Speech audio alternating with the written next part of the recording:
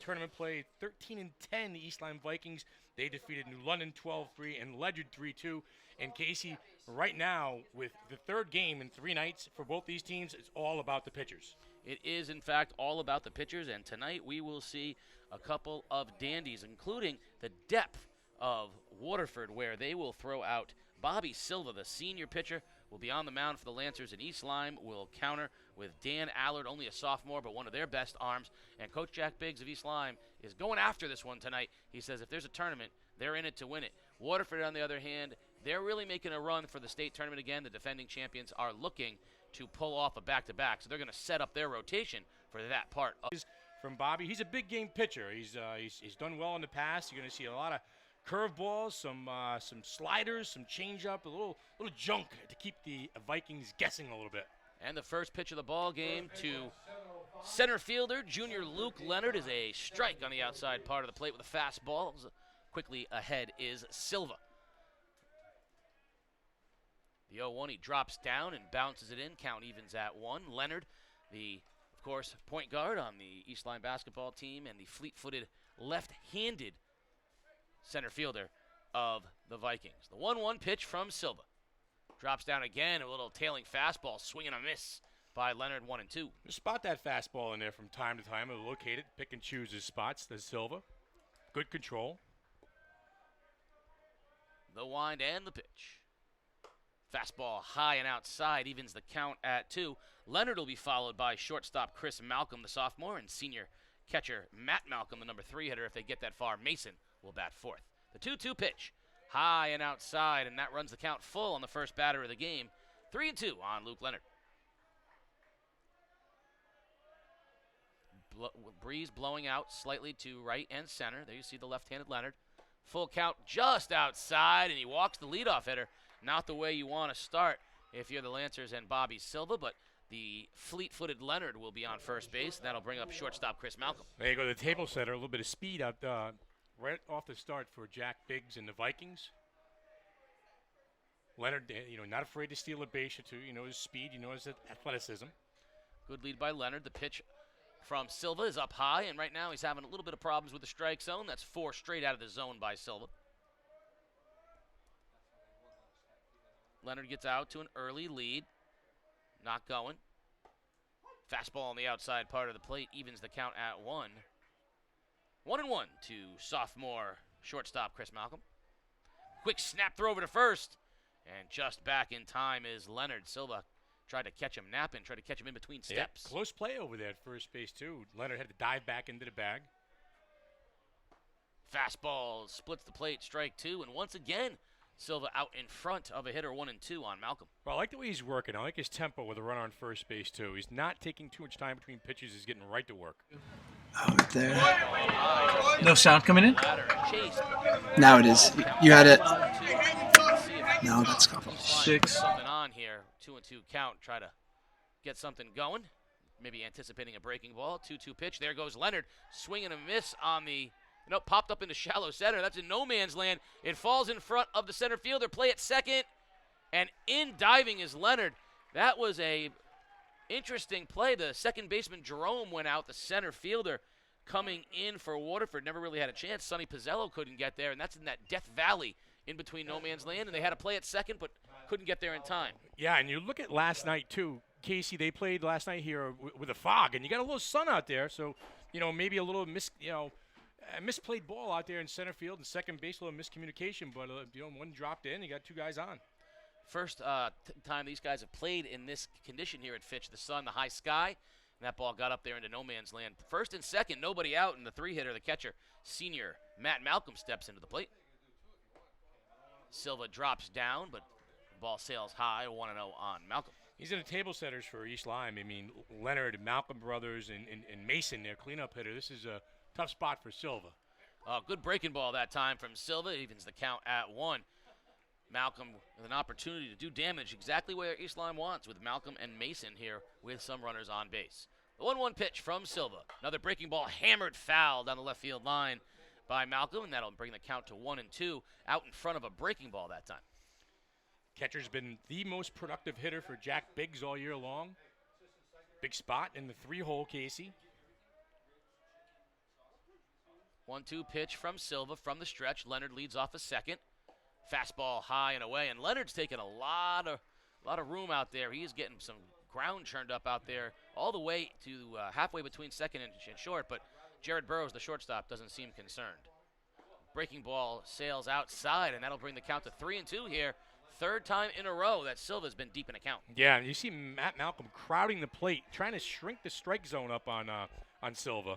3-2 pitch. Breaking ball hammered down the line. Fair ball down the left field line. That's going to go for extra bases. Leonard rounds third. He'll head home with the first run of the game. And somehow, Chris Malcolm is only on second base. I don't know. He must not have got a good secondary lead, or maybe he thought Peyton Sutman was going to have an opportunity to catch that ball, but poor base running here in the early going. That should be a double, runners on second and third. Instead, it's only a single, but right on top, East Lyme jumps out 1-0. Yep, the leadoff walk to Leonard, and the bleeding base hit out to center field, and then a hard shot down the line from Matt Malcolm, and it's 1-0. Right fielder Tommy Mason onto the plate now, and he's got runners on base with an early 1-0 lead. Mason, the junior right fielder, batting cleanup. Fastball just outside, 2-0. Hitters count here in the early going. And again, Silva's not one of those kids not one of those pitchers that's gonna make bats miss. He's gonna have to locate his stuff and keep East Lyme guessing. That's a good pitch on 2-0. Silva crafty, drops down 3/4 and pumps in a fastball in on the inside part of the plate. 2-1 to the right fielder, Tommy Mason. Breaking ball. High pop-up first base side. Burrows settles underneath it, and he puts it away for the first out of the inning. A nice breaking ball from Mason. Popped it up to first, and there's our first out. With 1 out here in the first, that'll bring up the left fielder, sophomore Owen Robbins. Malcolm leading off of first and second for the Vikings. 1 out here in first, 1-0 East Lyme. Breaking ball for a strike on the outside part of the plate. Important for Silva to operate ahead in the count, Casey. Get himself a little bit of wiggle room up there so keep the East Lyme batters guessing. The Malcolms lead off of first and second. Another breaking ball hammered right at Sutman, and he kicked off the leg into shallow left field. Malcolm races around third, but he stumbles, and Waterford catches a break there as Chris Malcolm has had an adventurous turn around the bases here in the first inning. He was churning. He would have scored easily, but he slipped coming off the third base side, and Art Peluso is going to go out and talk to his pitcher right away. Bases loaded with here 1 out in the first. Yeah, Jack Biggs was giving his guy the go sign coming around third base, took the big banana turn and kind of slipped and fell. That caught a little between no man's land there. Hard ground ball to Sutman at third base. Got it right off the lip. One of those in-between hops.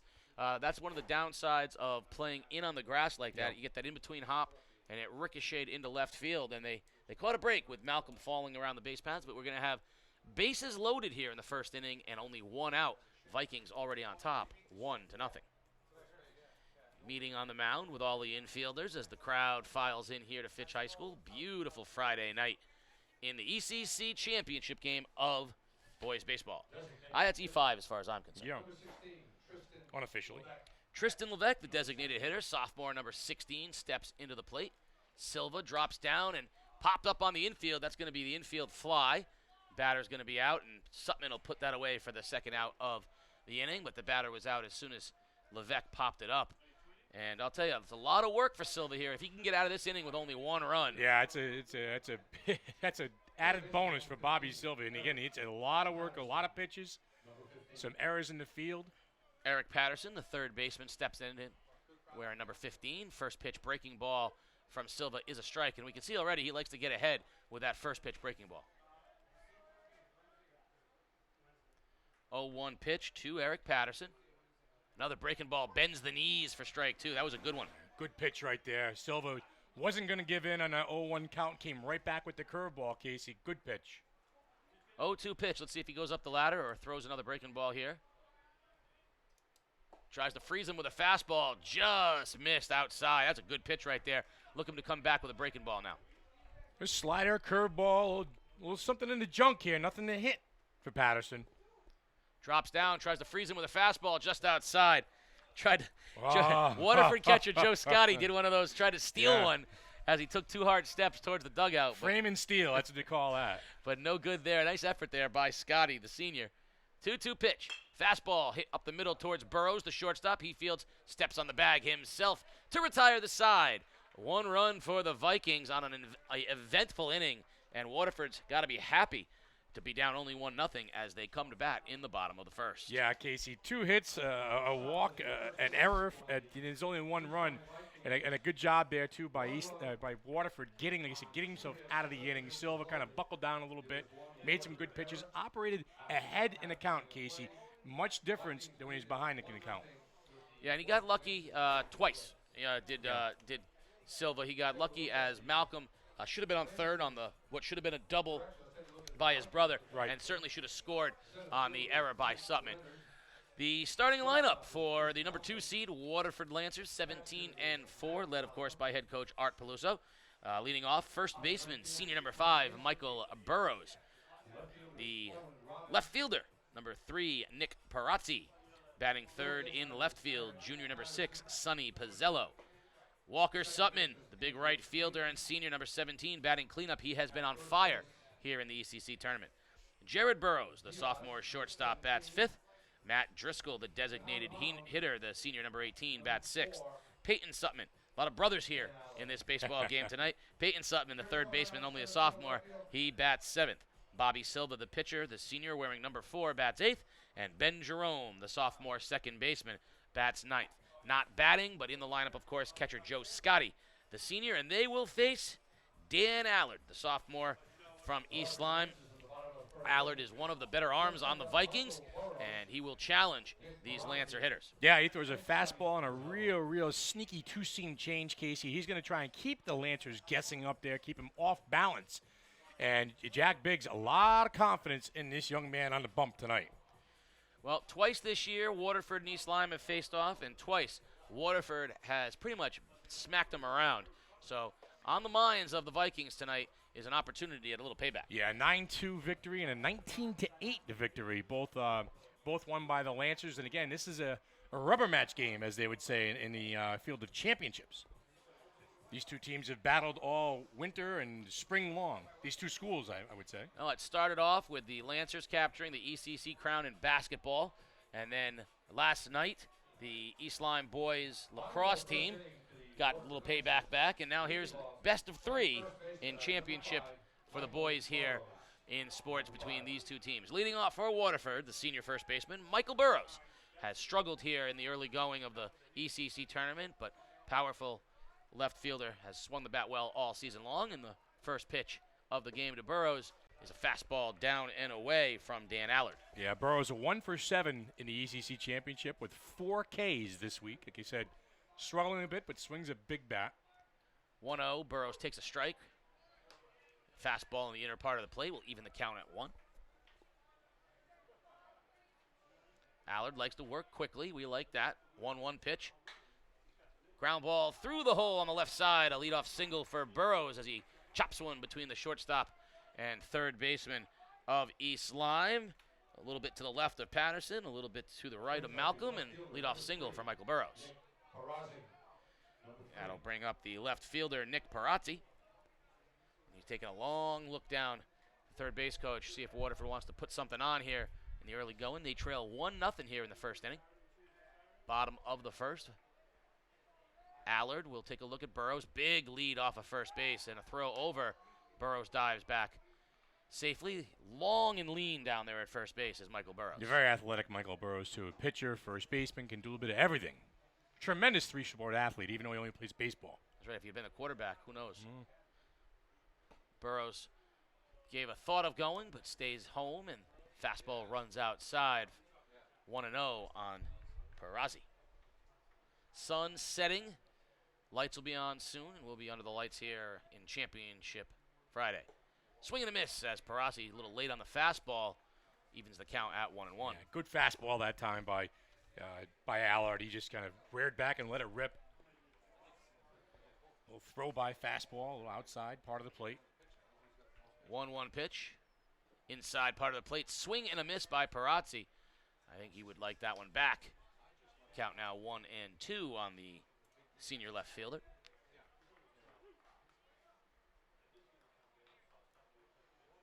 Allard looks into Malcolm for the sign. Doesn't like what he sees. Shakes it off.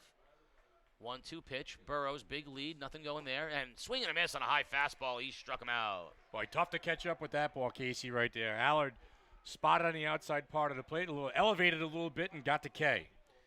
That'll bring in the center fielder, junior Sonny Pizzello. Pizzello with a runner on first and one out as Waterford trails 1-0 here in the bottom of the first inning. Allard, fastball for a strike on the outside part of the plate. Quickly gets ahead of Pizzello. He's working that outside corner, working that outside quadrant of the plate, as you would call it, painting the black a little bit. Looking over at Burrows. Allard from the set. He'll toss over, and Burrows dives back safely.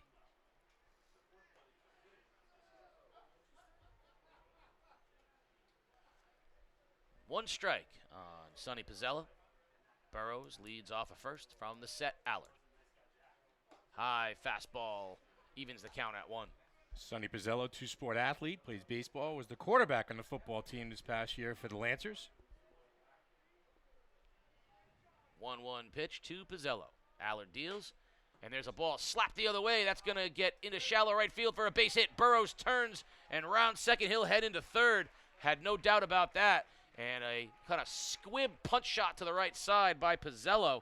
And second baseman Drew Mengi of the Vikings tried to knock it down. He couldn't do it. And Burrows goes first to third. And Waterford has something brewing as the hottest hitter on the Lancers steps into the batter's box. Right fielder Walker Sutman. A little cue shot that time by Pizzello. A little no man's land over there. He said Mengi had a hard time getting up to it. Walker Sutman has been up 8 times this postseason. He's been on base 7 out of the 8, and he is tearing the cover off the ball. And you got to be really careful with Walker Sutton here, Casey. The wind blowing out to the right tonight here at Fitch High School. I like these old school. No batting gloves. Just bare hands. He's stepping in, ready to rip. I like that.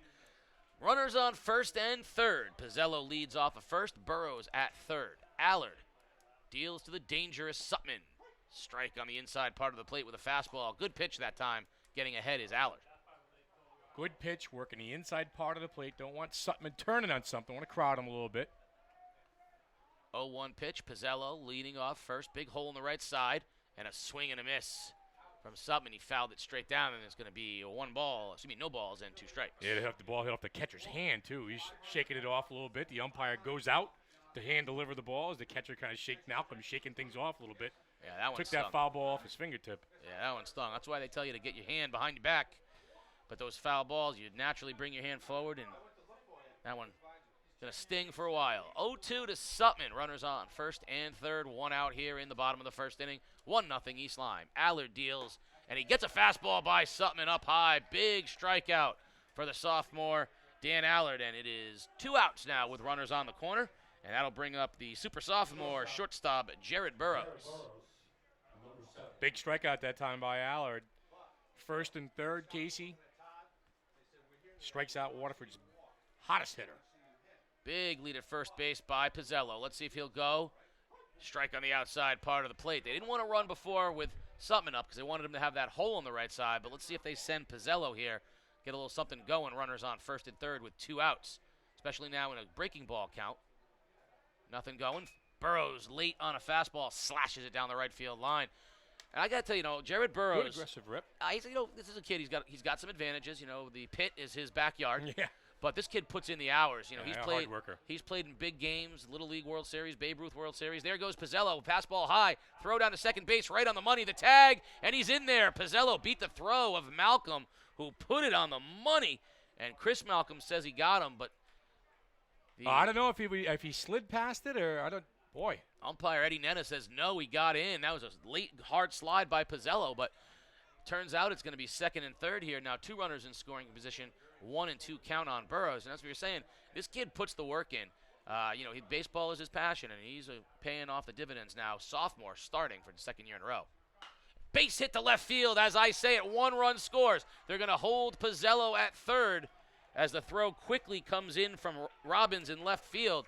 But the game is tied at 1 after a base hit by Jared Burrows. Nice piece of hitting that time by Jared Burrows. Casey, 2 strikes, went down and got it, ripped it down the line.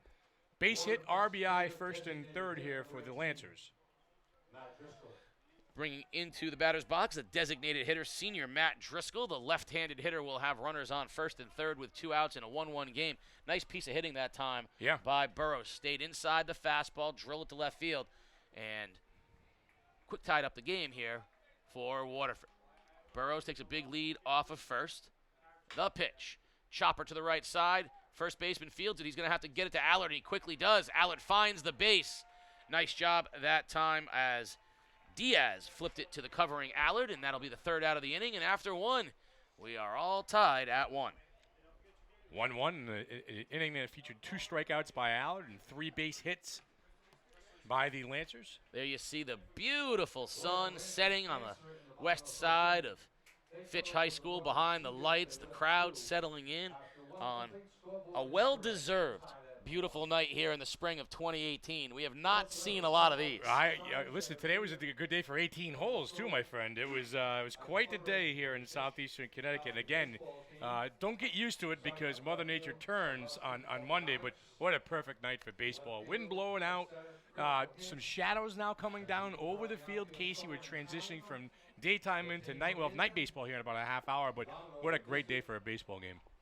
Crowd out in center field, filling them. You can see it in the background of the shot there. The chairs on the hill. The crowd is filtering in. There's the East Lyme section. You got some tailgating going on in left field in the parking lot. There's smoke off the grill out in left field as they are cooking out and having a good time. That is a good setting for a baseball game right there. I'll have a dog and a burger. Put a little extra cheese on mine. I'll eat a little mustard too.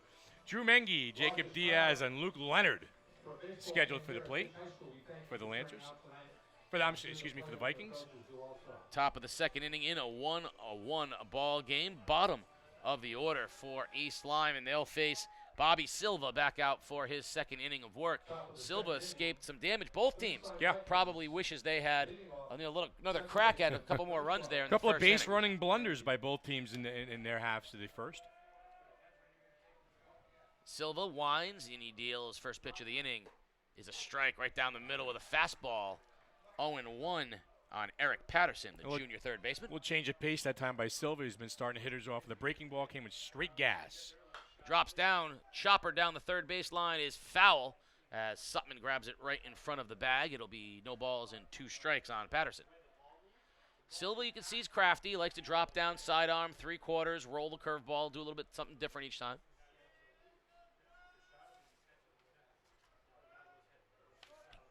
0-2 pitch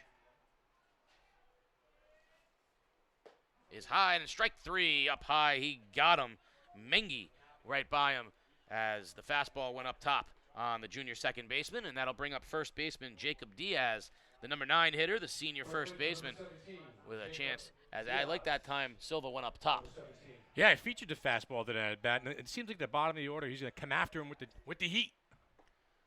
Jumps on top. That's the message clearly in the dugout between innings was go after the bottom of the order. Right. And 1 strike on Jacob Diaz. Back-to-back first pitch fastballs to the 8th and 9th batters. Ball slapped up the middle. That's going to be a base hit for Diaz. Nice piece of hitting as he singles back up the middle, and that'll rotate the lineup over to junior center fielder Luke Leonard. He walked leading off the game. Of course, came around to score the only East Lyme run of the game, and he'll have a chance here with a little hole on the right side. And Diaz, nice job with the base hit. You see how Silva navigates his way through the top half of the order here. Fastball, swing and a miss by Leonard. Challenged him on the first pitch with a good fastball, 0-1. Good pitch. I like that. I like that first pitch fastball, the 3 straight batters. From the set, Diaz leads off of first. Fastball on the outside part of the plate is there for strike 2. A lot more fastballs this inning from Silva. Yeah, coming from a different angle that time. Almost a drop down 3/4. Mixing his pitches up.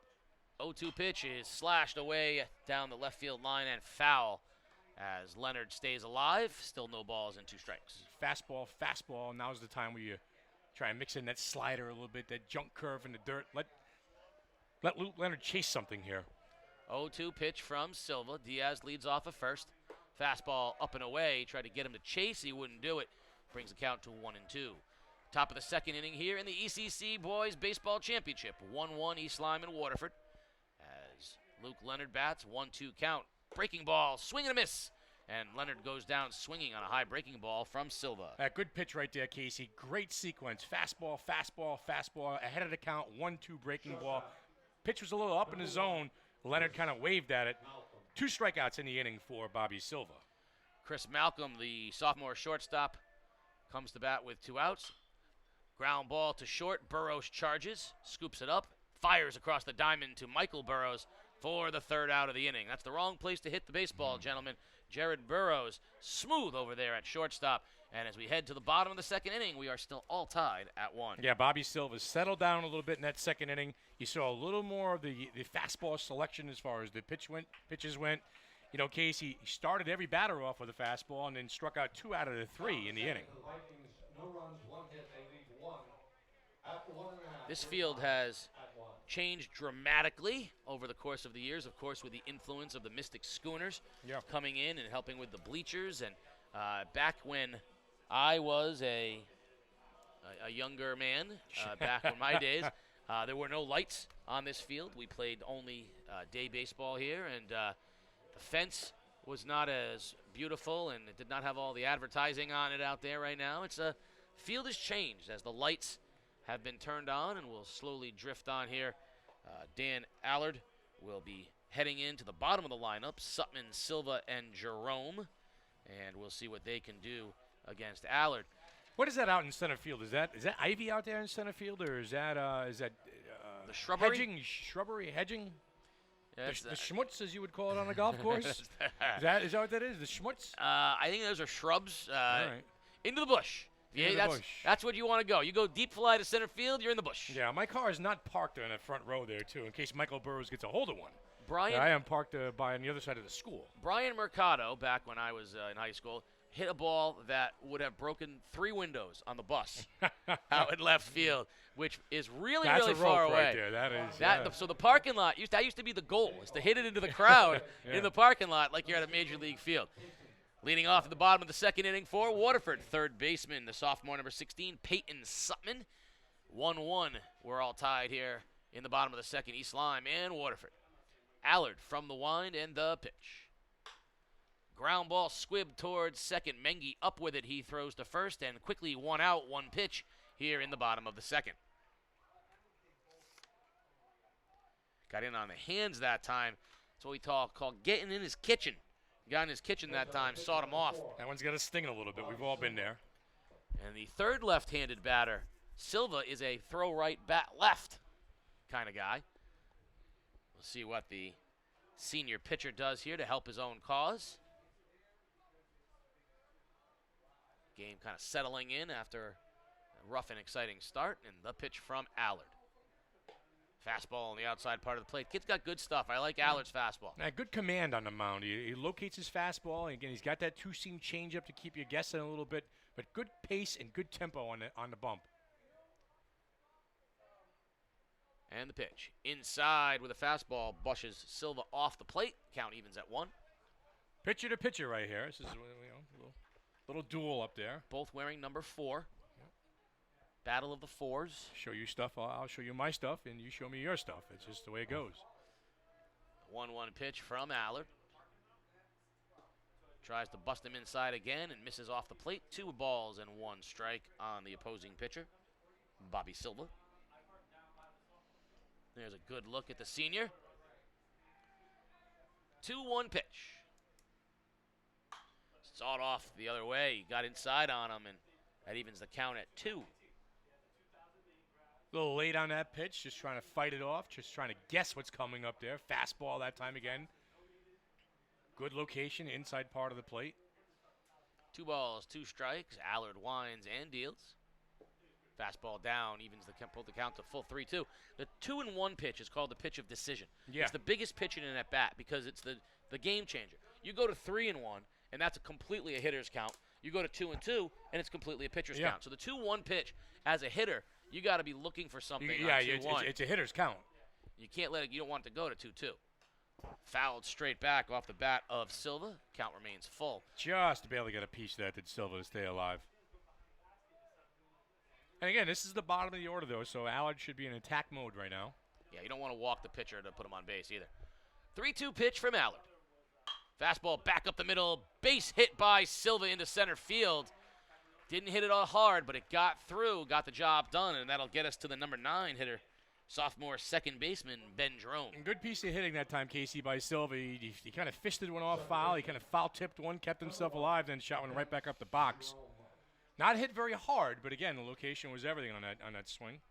So Waterford will have a chance to turn the lineup over, and with only one out, they would love to get back to Michael Burrows at the top of the batting order. Number 9 hitter Jerome steps in. Silva with a big lead off of first base, and throw over to first is not in time. He dives back safely, but Allard was very clear that he saw how big the lead over there was. Big aggressive lead from Silva. Pitch to Jerome is outside, 1-0.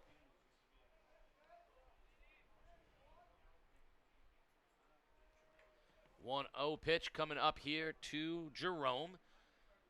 Silva will lead off of first base, and Allard keeps his eye on him from the stretch. 1-0 pitch. Fastball just outside, 2-0 from Allard. And he falls behind the 9 hitter here, 2-0. Not what you want to do, especially again with Michael Burrows lurking on deck. See, Allard takes a step off the mound, recomposes himself. I like the maturity shown there by the sophomore. Settling himself down out there a little bit. Yeah, gathering yourself. Yep, get your thoughts back in, know what you want to do. You see Burrows there on deck waiting to hit. 2-0 pitch, hitters count on Jerome. Let's see if he's swinging.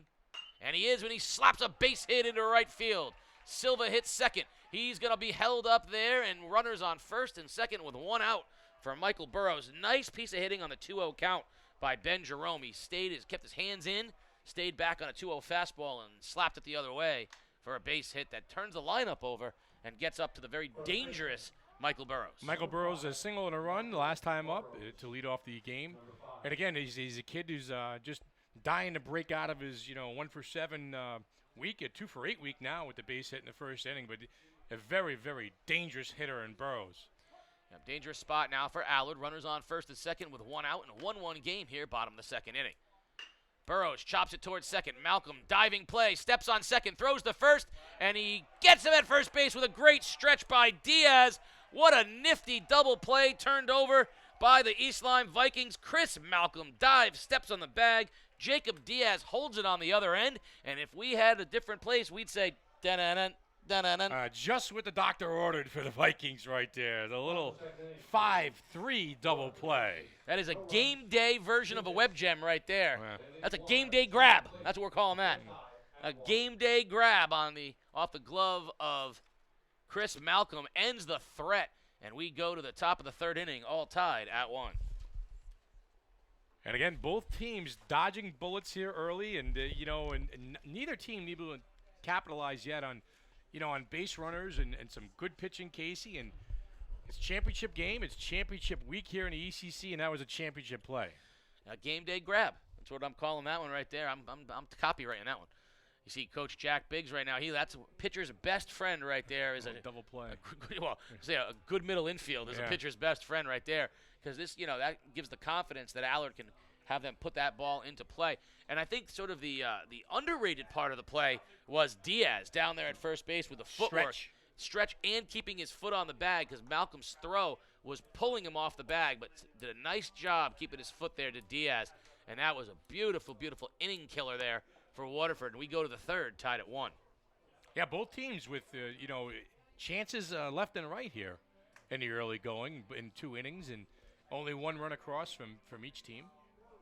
Both pitchers work fast, which is really what you love to see. Delightful. Here. Oh, it is. They're going to work fast. A lot of balls put into play.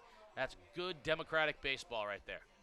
As Crash Davis said, strikeouts are boring. Beside that, they're fascist. Throw more ground balls. More democratic. Nuke Lelouch was his name? That was the pitcher. Yeah. Ebby Calvin Lelouch. They gave him the nickname Nuke, and I'm very now, proud do you of consider that a baseball movie? That's 100% Well, I mean, you of did not baseball. consider The opening line of the movie is, "I believe in the Church of Baseball." It's absolutely it's one of the most baseball movies of all. Matt Malcolm, hard-hitting catcher for the Vikings. Leading off here in the top of the third inning, Silva from the wind and the pitch. inside with a fastball. He wanted that one, didn't get it, and falls behind 1-0 to senior Matt Malcolm. Malcolm, 1-for-1, base hit and RBI back in the first inning. Should have had a double, but his brother didn't get the third. Silva drops down, misses away, 2-0. Another good fastball. Yeah, that's two haven't missed by much. Silva kind of gave a little stare in that time, a little tip of the cap, and said, geez. It was a breaking ball in the first at bat that Malcolm sat back on and hammered. Silva's gone 2 fastballs. Let's see what he does here. Breaking ball, good one for a strike. 2-0 breaking ball. That's a lot of respect shown to Matt Malcolm. Silva not afraid to throw that breaking ball. 2-1 pitch. There's another one. Misses outside, and now it's a hitter's count. You don't want to walk the leadoff guy, especially after your defense, the defense on the other side just picked him up. Your swing pitch, your 2-1 pitch. There it is, swing pitch, 3-1. Fastball, and Malcolm chops it foul at the plate, and that's a pitch he was trying to hit one off the grill out of left center field. He wants that one back. You could see he was a little frustrated, swung over the top of it. But you see there the difference. 3-1, he saw a fastball. 2-2, he was going to see a breaking ball, and that's the big difference in the at-bat. Instead, we got a full count here on the leadoff batter. See junk right here. Silva, fastball chopped in between shortstop and third. Burrows slides, long throw. Can he get there in time? No, and it sails past Burrows. Going to second, Malcolm. Burrows, long throw to second base. The tag. And he got him at second base. Beautiful job by Jerome on the tag. Malcolm doesn't think so. Umpire Eddie Netta stayed with it. Watched it. Tag was missed. He does not think so. Malcolm says, no, he never tagged me. What a nice play by Burrows, staying with it. That's Michael Burrows, and throwing a strike to Jerome at second base. There you saw it. You saw Michael Burrows throw a P from foul territory and to his cousin Jared Burrows. A nice play there. Right fielder Tommy Mason takes a strike, 1-0. So Jared Burrows made a beautiful play sliding to his right. The throw was low, skipped by Michael Burrows, and the Lancers get away with one there. Swing and a miss by Mason, quickly 0-2 on the junior right fielder. We'll score that base hit and then 3-5. Correct. That is correct. 0-2 pitch.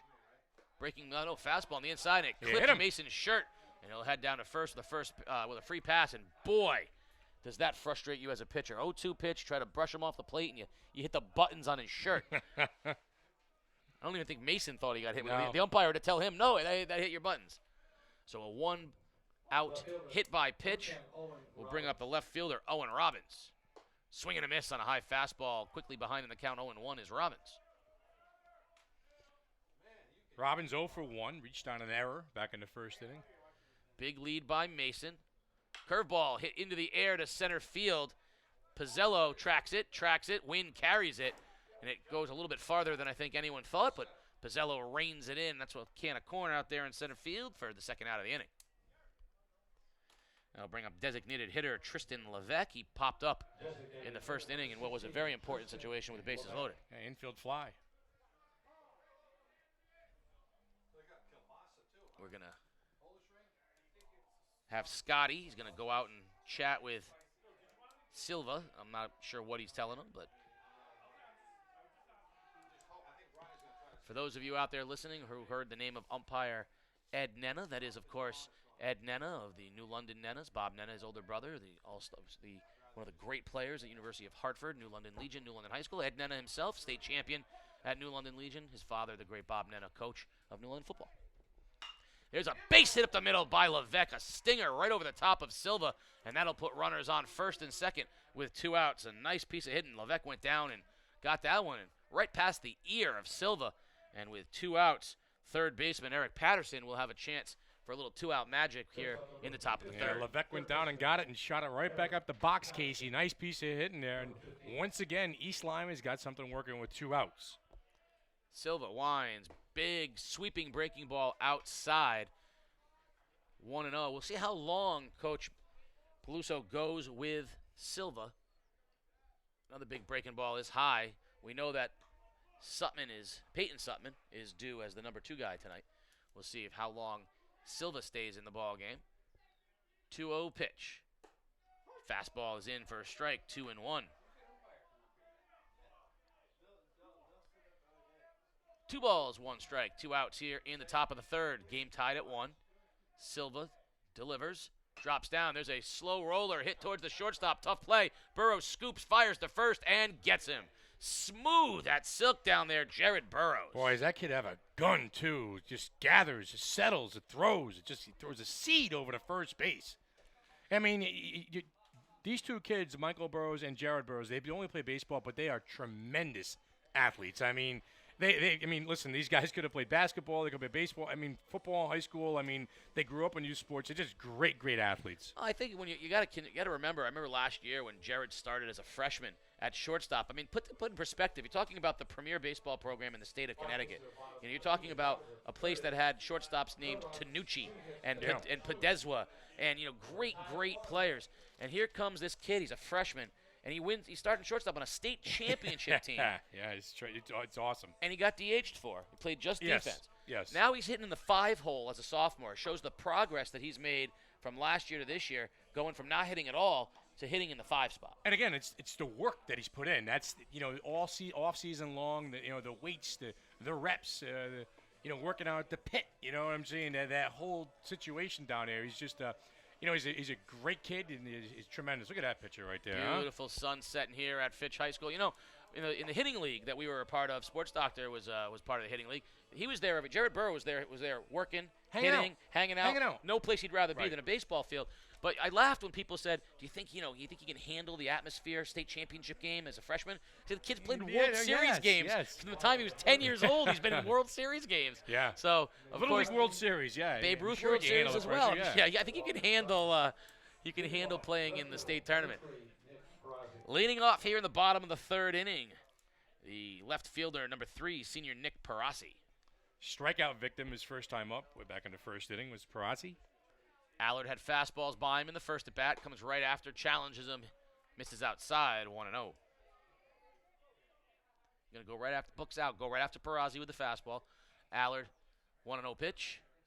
There's another fastball slapped to the right side, foul and out of play. Evens the count at 1-1. One thing about Fitch High School, you lose more baseballs here to foul balls because there's woods behind you. There's no chasing them down. 1-1 pitch from Allard. Good breaking ball on the inside part of the plate for a strike. And Parasi down 1-2. And Parasi frozen that time. Great breaking ball by Allard. Yeah, throwing a breaking ball on the inside part of the plate for a strike is not easy to do. 1-2 pitch, fastball, and he fouls it off out of play. Staying alive is Parasi. I like how Allard's worked him, though. Fastball up, breaking ball in, fastball up. Now Parasi certainly has to think about the breaking ball. Well, he's guessing. Yeah, he's guessing a little bit, Got to think fastball. Breaking ball's in the back of your mind. Breaking ball hammered into right field, sinking quickly, but there on the spot is right fielder Mason, and he gathers it up for the out. And again, with the sequence of pitches there, it's almost a defensive swing that time by Parasi. He's trying to am I guessing fastball? Is curveball coming? And even something like that, a lazy fly ball to right field. A good job by Allard, like you said, keeping those guys in check. That's a big out to get in the middle of the order. Now Sonny Pizzello, the center fielder, steps into the box. Allard from the wind. The pitch. Fastball outside part of the plate. That's a strike. Good pitch there for Allard, getting on quickly ahead of Pizzello. Pizzello 1-for-1, base hit back in the 1st. Allard winds.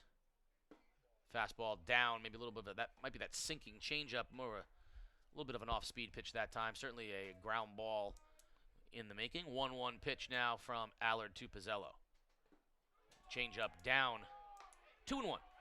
Big wide open stance for Sonny Pizzello when he's at the plate too. Big front foot wide open. Once open, must close, so it's an effort to get him to close his shoulder as he gets into hitting position. A swing and a miss at a fastball away, evens the count at 2. Good pitch, good fastball. Good velocity, good location. Awfully composed, only a sophomore is Dan Allard. Right-hander deals 2-2. Chopped foul at the plate. Good pitch that time, got it down in on his hands, but Pizzello spoils and the count will remain even.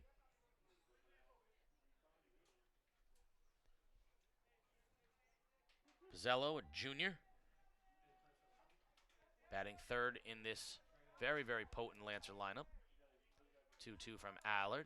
Breaking ball hits him on the hip, and that's Pizzello's going to head down to first, and Allard, frustrated, see him saying, I got to get on top of that. It was a one of those times, sometimes with a breaking ball, especially with an arm angle like Allard, you just get underneath the breaking ball a little bit, and you don't get enough. You get it out of the side of your hand, and that's what happened there. He kind of slung it, and it never got any 12 to 6. Well, didn't get a 12 to 6 rotation. Right. It kind of slung it out there. So the dangerous Walker Sutman steps into the plate. He struck out in his first at bat, and down in the dirt. Nice play by Malcolm, the catcher, and the count 1-0.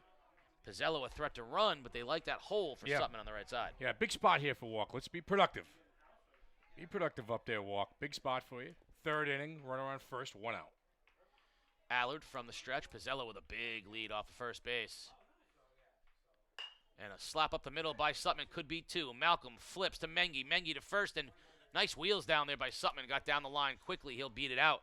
Fielder's choice, 6-4, and that'll be 2 outs in the inning, and Sutman will stay at first base as Jared Burrows, the shortstop, steps into the box. Number 7, shortstop, Jared Burrows. And again, if Allard can, kind of regain his composure a little bit and get himself through the top part of the order here, it's he's done his job. I mean, he's pitched very well this inning. He had to hit batter, but he's gotten stronger as the game is going along. 2 outs, 5-hitter up, and a good breaking ball down. But that's a good pitch right there by Allard. He wanted to change the sight lines of Burrows that time. Sutman will lead off of first base. I was impressed with how Walk got down the line. Fast, got some wheels. Yeah, the kid can move. There goes Sutman. Burrows on a hit and run, fouls it out of play, evening the count at 1. Jared Burrows, singles last time up, 1 for 1.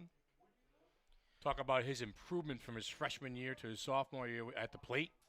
Swinging a good bat, doing all the little things in the lineup for Coach Arpeluso. 1-1 pitch to Burrows. Sutman not going. Burrows high, skies, curling out of play down the right side. Mason makes a run at it, but he won't run out of room, and the count will be 1-2. How about the spot that Walker Sutman is in?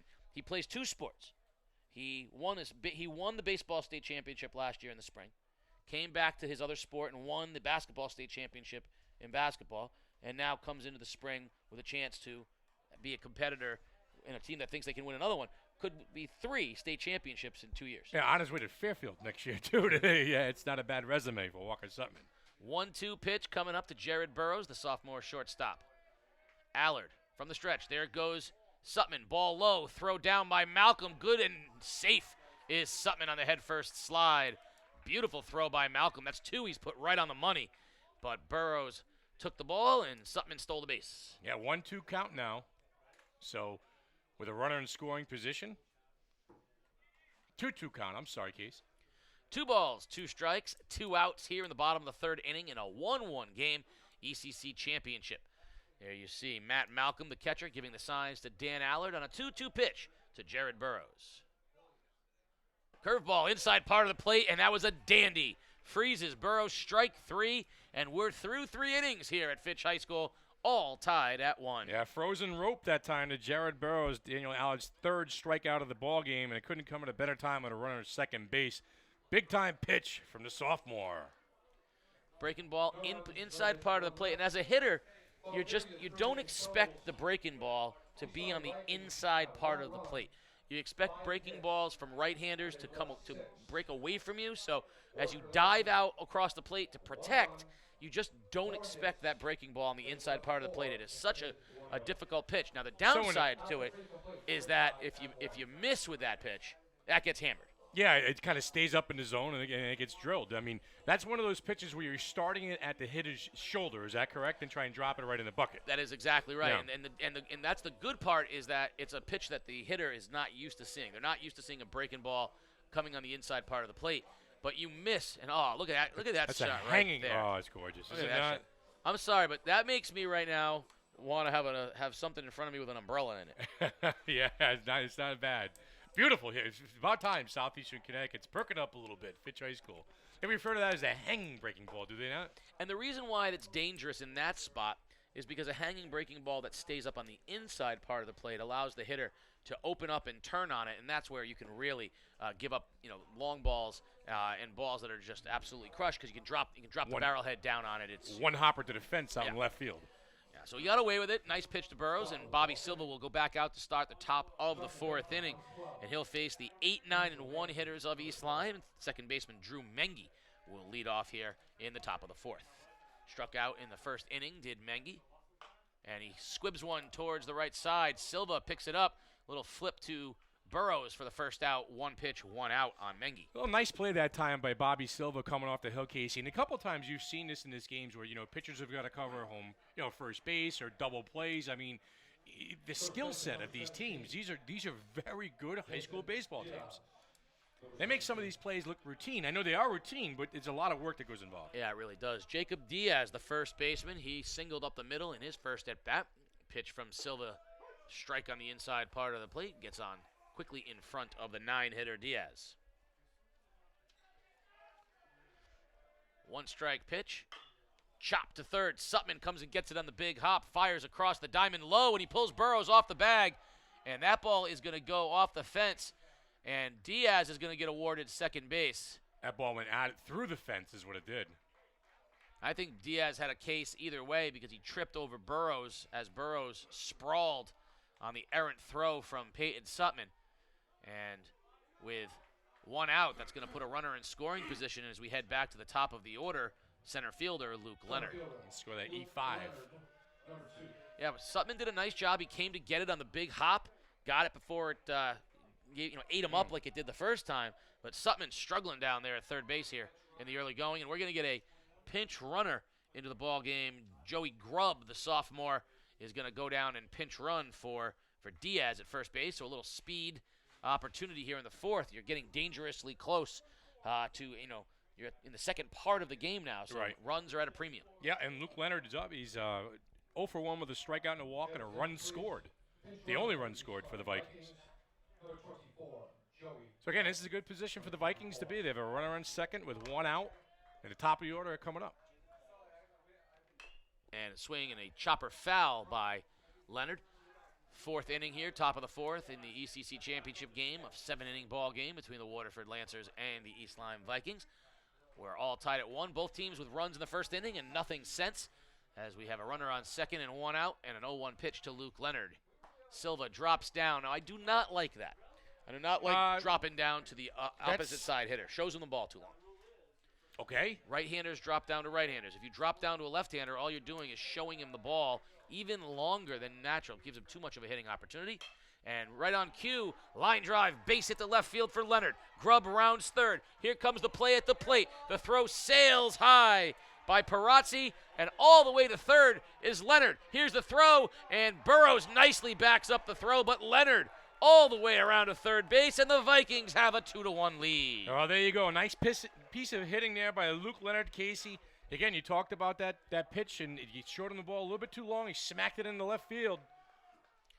Got it just over the reach of Jared Burrows. Perazzi came up throwing, airmailed Scotty behind the plate, and Leonard never stopped running all the way to third now with 1 out. And the Lancers are going to have to bring the infield in here, trailing 2-1. Shortstop Chris Malcolm into the game. And, of course, remember, this all started on the error by Peyton Sutman. And with 1 out, an opportunity for Malcolm to give the Vikings a little bit of breathing room. 2-1 East Lyme here in the top of the fourth.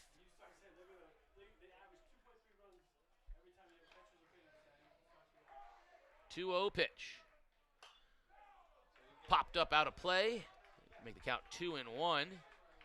And normally, with an open base here, you might work around Malcolm, but you're in the heart of the order with Matt Malcolm coming up on the other side. Tough. You don't want any part of that, so you're going to have to try to go after Malcolm here with 1 out. Drops down and gets it on his hands, and that's when you want to drop down, righty to righty, where you hide the ball from him, different arm angle. I don't like when you drop down to a left-handed hitter and you're a right-handed pitcher. So 2 balls, 2 strikes. Silva, breaking ball outside, brings the count full. Well, you are Mr. Technique back here.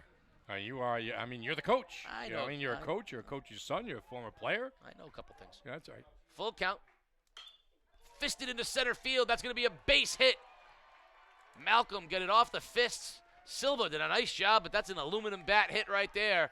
Flared into center field, and the Vikings go on top 3-1. Big pickup by sophomore shortstop Chris Malcolm. And that'll bring up the catcher, Matt Malcolm, the senior. Number 7, catcher.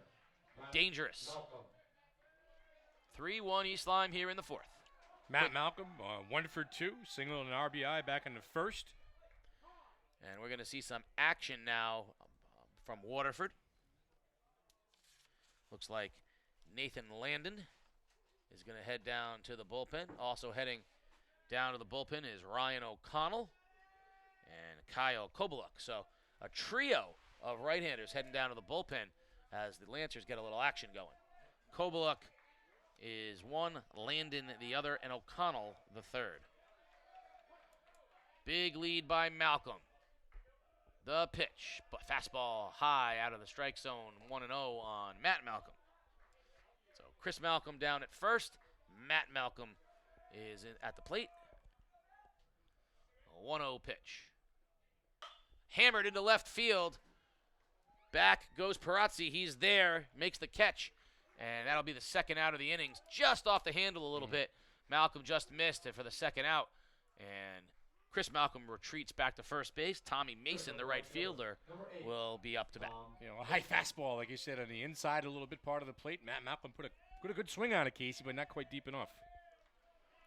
Silva working to get out of the inning. 2 outs now. He'll step off, and here's the chance. I think here's where you might want to see Chris Malcolm try to steal a base, get into scoring position for Mason. Big lead. Breaking ball for a strike. 0-1 on Mason. Mason was hit by a pitch last inning. He's popped up to the first baseman as well. 0-1 pitch. Big lead by Malcolm. There he goes. Great jump. And hitting the center field. Pizzello tracking back. Spins around. Turns him. And he pops it into his own glove. What a catch in center field by Sonny Pizzello. He popped it out of his glove and recovered as the wind really carried that off the bat of Mason. But there's your third out of the inning. Danger averted, but 2 runs for the East Lyme Vikings as they break a 1-1 tie and take a 3-1 lead heading into the bottom of the fourth. 2 hits, 2 runs, and an error that inning score. And like you said, East Lyme finds himself up 3-1. And a big error that time. Ryan O'Connell is the one warming up down in the bullpen right now, along with Kyle Kobaluk. They're both getting themselves loose down in the Waterford pen.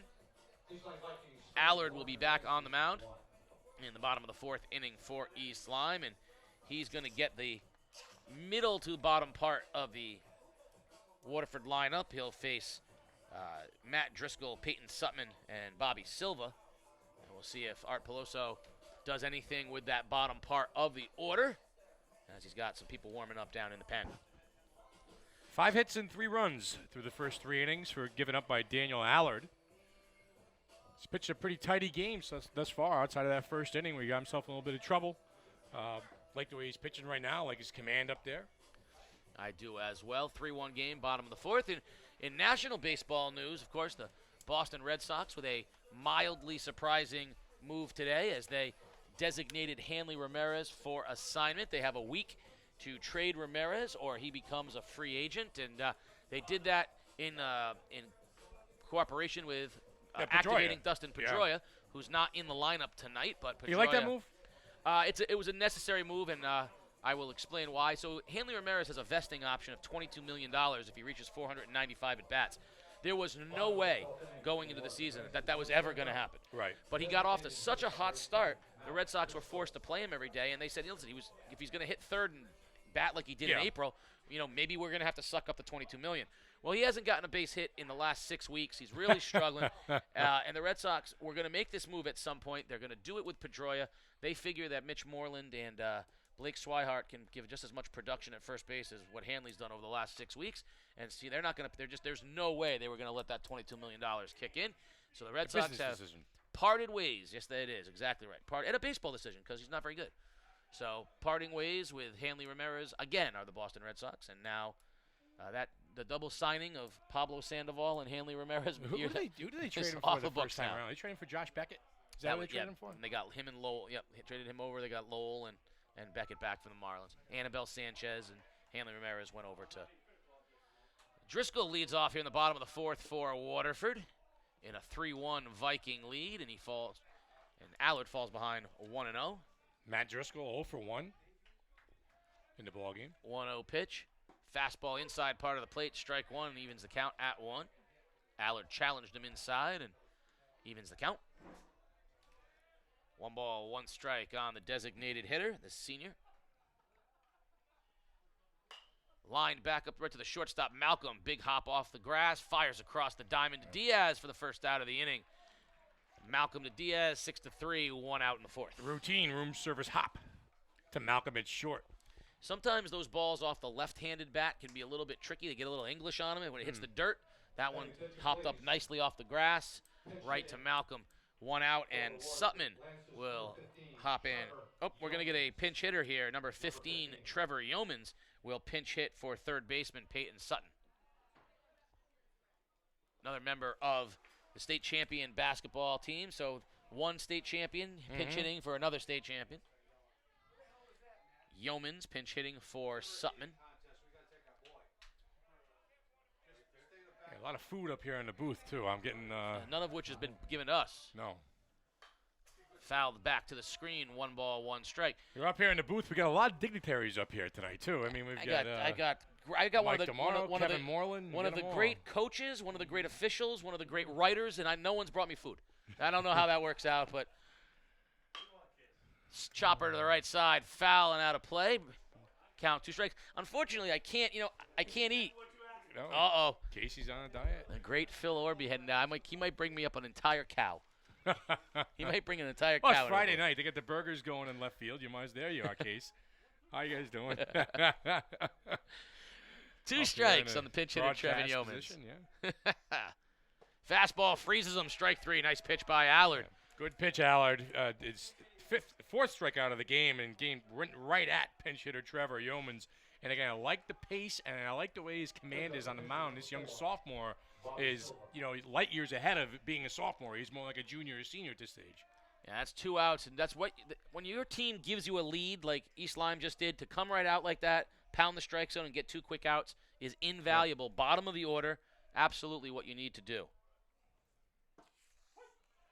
Yeah, there's no sense walking guys and putting guys on when you don't have to. Throw strikes. No, that's huge. He gets ahead of Silva, the 8 hitter, the opposing pitcher. So Allard coming in doing right what he has to do after he gets the lead. Chopped foul at the plate, quickly ahead 0-2. And like you said, in the sophomore, very poised. You see a lot of times when pitchers get a lead, they've had to sit for a little while. They come out, they kind of mess around a little bit. Not Allard. He is going right after the bottom of the order. Breaking ball just high. Yep, patted him. He knew he let that one got away from him a little bit. He kept himself in check. And again, a lot of that release point you talked about. That's right. Just got to bury that breaking ball. You got to make sure you get it down in the zone.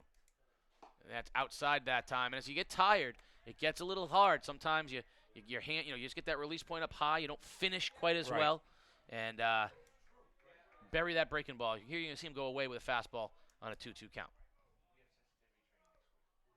And hammered into center field, but Leonard has it in his tracks. But now he stumbles and falls, and it carries over his head. Silva rounds second. Ball goes to the fence. He's going to make it all the way to third with a 2-out triple. Slides and an overthrow off the fence, but nicely there to make the play. The Vikings are on top of it. That ball was a routine fly ball up into the wind. Leonard tripped over his own feet. It carried all the way to the fence, and Silva ends up on third. I don't think Leonard realized how well that ball was hit. It really carried on him. It carried in the air. The wind blowing out to right center, Casey. And again, Bobby Silva trying to help himself a little bit at the dish. Yeah, Leonard that time got himself caught up in the outfield. And what this does is it allows the Lancers to turn the lineup over. Now they're at the 9 hole with Jerome. Got a base hit in his first at bat. But that's a huge spot. Nice job by Malcolm on the ball in the dirt. Rock solid back there. And that saves a run on the first ball thrown by Allard. But now at least going into the 5th inning, you're going to have the top of the lineup coming up. So turning over the lineup, an important aspect here. And Silva all the way on third. So Allard right now with 2 outs is going to concentrate on Jerome. And when Silva at third base too, the pass ball comes into play as well. Which is why that play by Malcolm was such a big deal. And here's the 1-0 pitch. Fastball outside part of the plate for a strike. Evens the count at 1.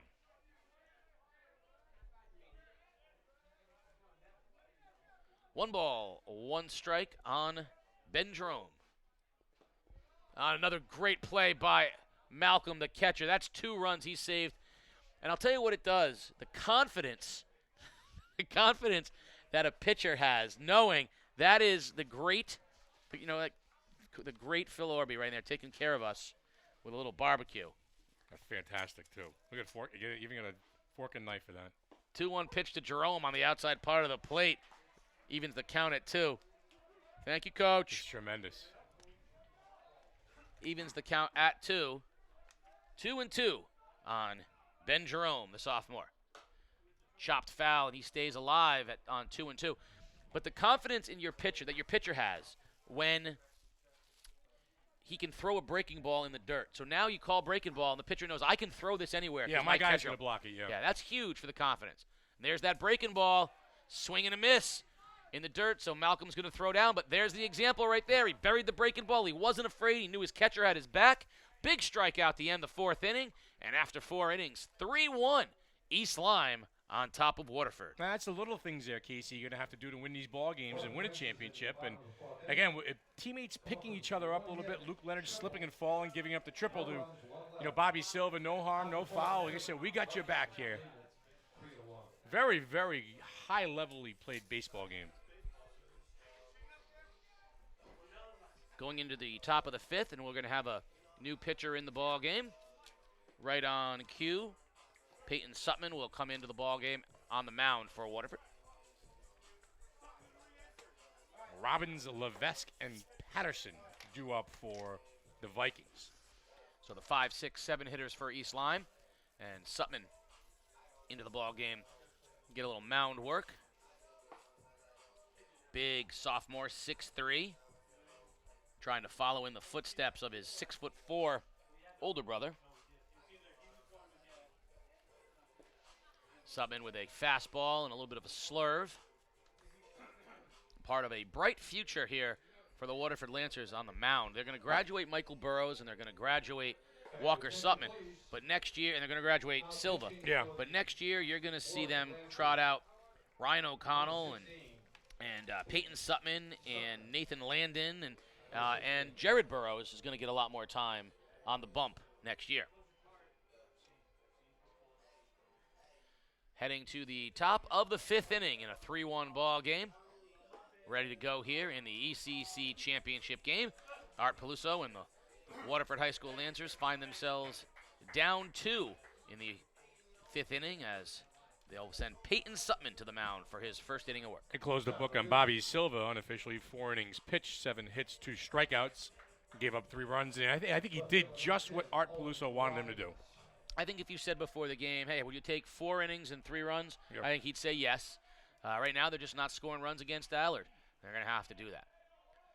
Sutman with his first pitch of the ball game, and it's popped up deep into right field. Walker Sutman drifting back. It's over his head and off the fence. Rounding second, and he'll hold there with a double is Owen Robbins, and another ball that got up into the wind and carried over the head of Walker Sutman in right field. And the Vikings have a quick runner in scoring position leading off the 5th. Yeah, I don't know if they're losing that ball in the lights or it's just, if the wind is carrying it, but that ball is misplayed out there in right field by Walker Sutman. Yeah, he's got to make that catch. It's tough time of night right now. High sky, lights coming on. It's not easy, but he's got to make that play. And the wind is pushing that way.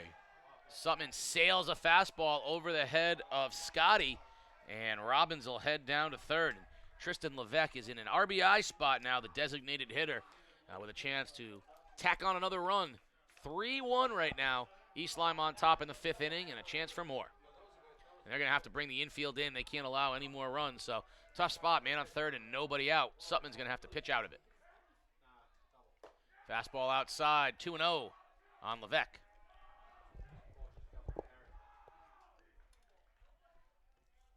Robbins leads off at third. Peyton Sutman from the stretch. 2-0 to Levesque. Fastball outside. Sutman is not finding his mechanics right now. Tough to come in this stage of the ballgame, Casey, and trying to get your feet underneath you a little bit. Championship game, young sophomore. Well, he had to head out to the bullpen, and didn't get his at bat. Had to try to rush really quickly. See if he can settle in now. 3-0. There's a good fastball on the outside. Probably live arm for Sutman. Yeah, long, tall, athletic. Right now he's mad at his brother. So he couldn't help me out there. Yeah. Help a brother out. 3-1 pitch. Strike 2 and Levesque. That's a tough pitch on 3-1.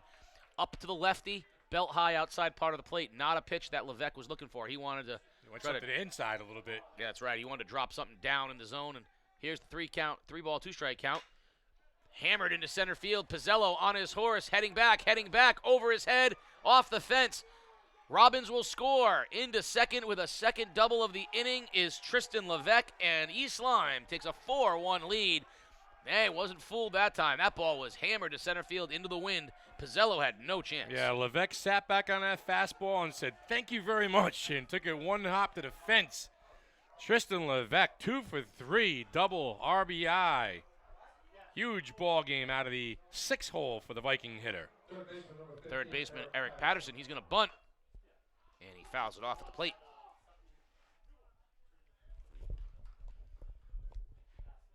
So the middle of the order doing some damage right now for the Vikings. That was a good piece Robbins, Levesque. That was a good piece of hitting by Levesque. Stayed off the 3-1 pitch that he couldn't handle and hammered the 3-2 pitch that he could.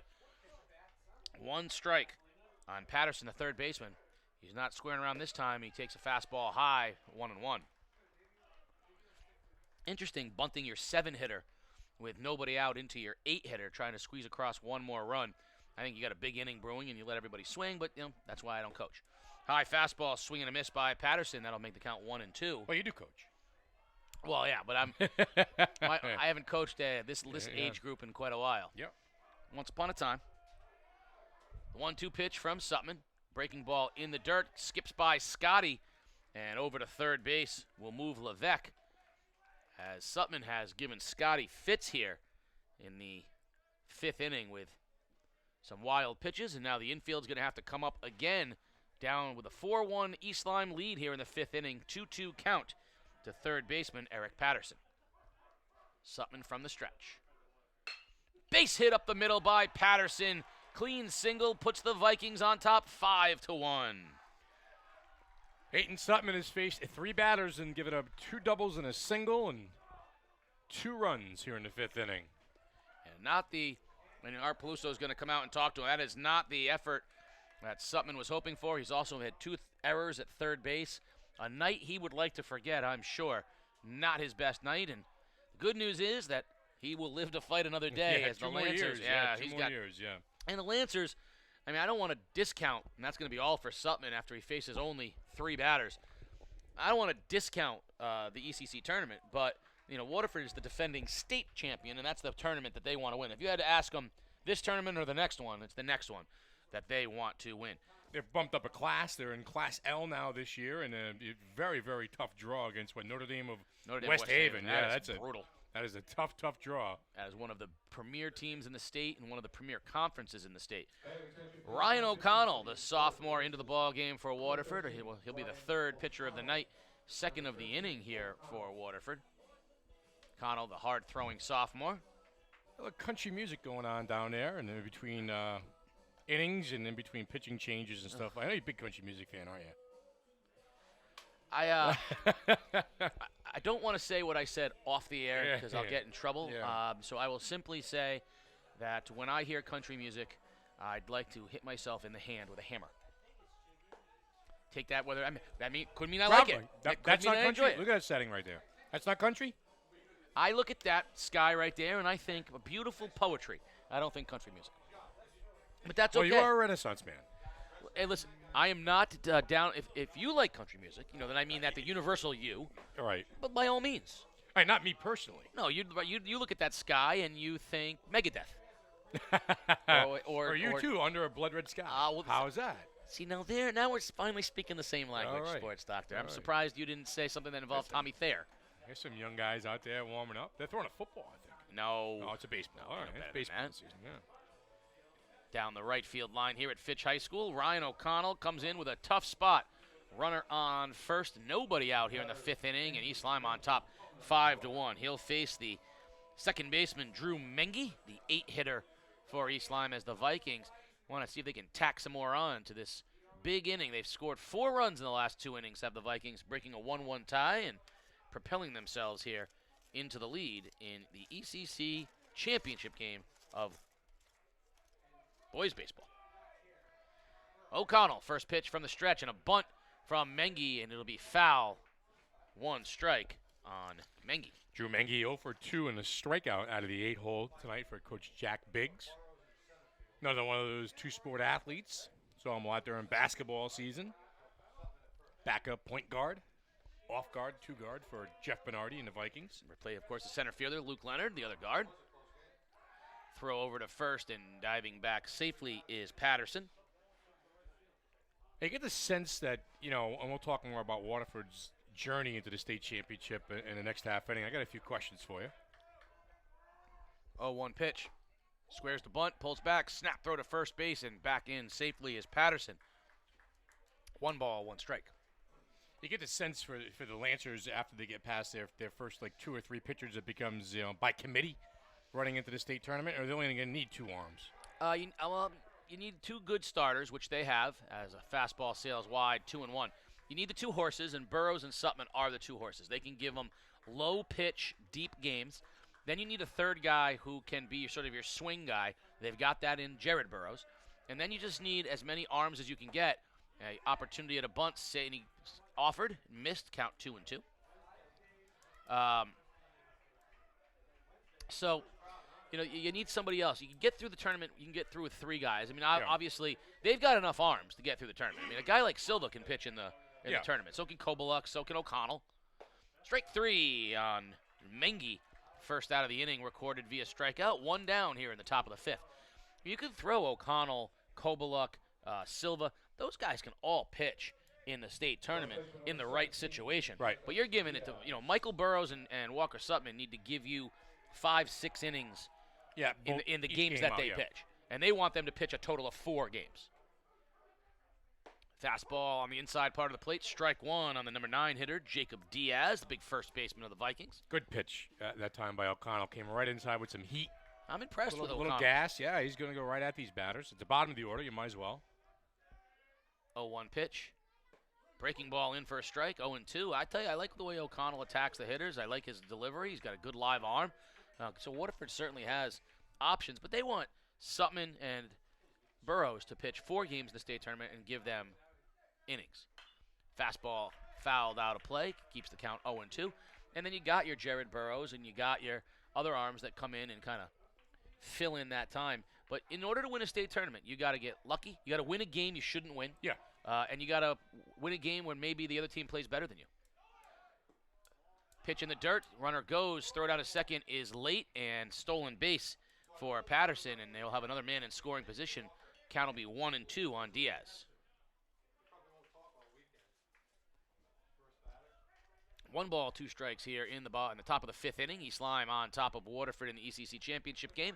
Patterson leads off a second base. Diaz faces a 1-2 pitch. Did he go? No. Ooh. No swing, and it count evens at 2. 2 balls and 2 strikes. I'll tell you. I'll give you the roadmap for what Waterford wants here in the after this next batter.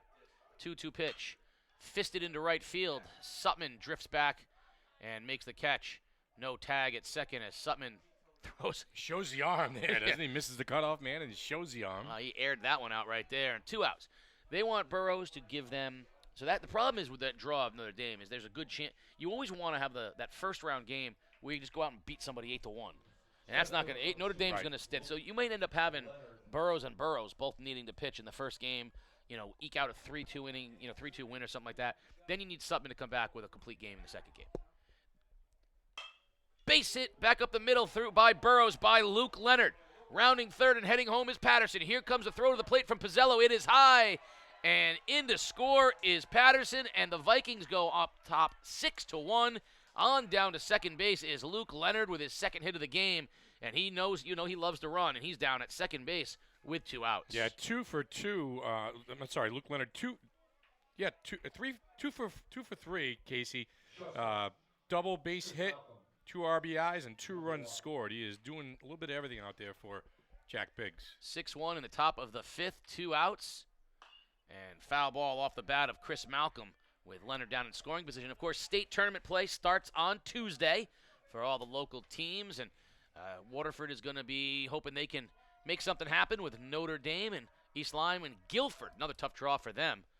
Good breaking ball from O'Connell, and called strike on Malcolm, and the count 0-2 on the sophomore shortstop. No balls, 2 strikes. Leonard takes off. Breaking ball low. Here's the throw to third, not in time, and Leonard swipes third base. But, called third strike. I don't think anybody knew it. Called third strike on Malcolm, and that'll take us to the bottom of the 5th. So East Lyme tacks on a couple more, and at the end of 4.5, we've got a 6-1 Viking lead. Yeah, 4 hits and 3 runs. That inning for the Vikings. They close the book and kind of on the 5th inning and kind of get a little breathing room now for pitcher Daniel Allard as he heads into his work in the bottom half of the 5th. Yeah, you got to like that. Last inning, he came out and did exactly what you want to do after getting some runs. He pounded the bottom of the order. Now he's got to go through the top of the order. So he's going to see Burrows, Perazzi, Pizzello, and maybe Sutman. And he's going to have to go through it. But Coach Jack Biggs knows that his talented sophomore is poised. He knows he's going to throw strikes. And with a 5-run lead, you have the opportunity to say to him, just throw strikes. If they get base hits, they get base hits. But pound the zone. Let your defense work for you. Yeah, and Michael Burrows is trying to get things going here for this Lancer offense, which has kind of been stuck since that first inning. Allard shut him down ever since. And, Michael Burrows with a walk and grounded into a double play in a big spot in the 2nd. So he is 1 for 2 with a run scored. Be interesting to see. Right now, there's no reason to believe Allard needs any help whatsoever. But it'll be interesting to see if he has struggles here with the top of the Waterford lineup, who East Lyme might go to next. Waterford can score runs in bunches, and they can score them quickly. But I love the poise of the sophomore. Yeah, 9-2 in the first meeting and then 19-8 in the second meeting. The Lancers have feasted off of East Lyme pitching all year long. And Daniel Allard has kind of, shut the door on him thus far through 4 innings. Just want to say that catcher Matt Malcolm of East Lyme has a rocket for an arm. He just threw from his crouch position down to second base, threw a laser beam down to second base. 6-1 as we enter the bottom of the 5th inning, and sophomore Dan Allard with an opportunity to make it happen here for East Lyme, an opportunity to bring home an ECC championship for the Vikings. He'll face the very dangerous Michael Burrows, the first baseman for Waterford, steps in, leading off the bottom of the 5th inning. Fastball just misses outside. 1-0. Third time through here in the order for Michael Burrows. 1 ball, no strikes. The pitch. Fastball, high fly ball into right center field. Leonard doesn't see it. Right fielder there instead, and Mason makes the catch. Leonard never saw it in center field, but Mason had a beat on it, and he retires Burrows on the high fly ball for the first out. Oh, bad launch angle on that hit by Michael Burrows. And not very good exit velocity, as you would say. No, he didn't. He got that off the inside part of the bat. Went the other way with it. High fly ball, a little bit of a bat drag, and good thing Mason was paying attention. I'm not getting into that conversation with you. First pitch to Perazzi is low. Ball 1. The left fielder, Nick Perazzi, with 1 out here in the 5th inning. Allard winds and deals and saws him off. A little flare towards second base, and Mengi's there for the 2nd out. And if this was a wooden bat league, that would have been kindling right there as he sawed off the inside. Perazzi had no chance, and with 2 quick outs, you got to love Allard pounding the zone here. And now center fielder Sonny Pizzello steps in. Allard has done a heck of a job handling the top half of the order here for Waterford. He is, Perazzi 0 for 3. Michael Burrows 1 for 3. Sonny Pizzello, a little bit of luck here. He's been hit by a pitch and he's got a base hit, but the top 3 or 4 in this lineup, Allard's done a very good job of keeping them in check, Casey. Yeah, he's done a great job. 1-0 pitch is fouled out of play to the right, evening the count at 1-1 on Pizzello. 1 ball, 1 strike. 6-1 Vikings here in the bottom of the 5th inning. And Dan Allard shakes off Malcolm. He gets the pitch he wants. The wind, and the 1-1 is chopped foul in the box. Brings the count to 1-2. Now the wind is shifting a little bit, blowing now straighter, more out to right, kind of crosswind to right field. Allard's pounding the strike zone.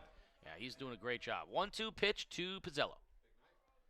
Breaking ball. Did he go? Yes, he did. Strike 3. He comes off the mound fired up after that strikeout. A little pep Sit in him his down, step son. right there. And Sit him down. We're through 5, 6-1 East Lyme, and Waterford showing no signs of life here as Dan Allard has got a fired up East Lyme Viking team up 5 runs. And Allard getting stronger as this game progresses. He's into the 5th inning, and he's just dealing the goods. Pitching very well.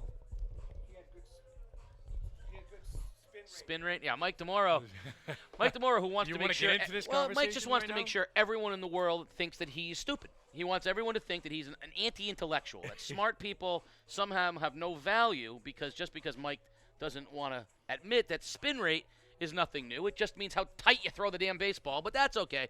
We're all going to pretend that smart people have no place in this world. And right now, I'm yeah, you're killing me I'm right channeling the great Jim O'Neill right now. Yeah, you are. You sound just like your father. Oh, I couldn't have done it. I mean, that's as Zeke-like as I could be right there. I mean, I brought it up with the exit velocity or the launch angle off of Michael Burrows' bat last inning, and you didn't want to have that conversation with me. I said, Mike, listen, when Mike, you just dropped his shoulder. That's all. You get underneath uppercut swing. You got underneath no different. That's all it is.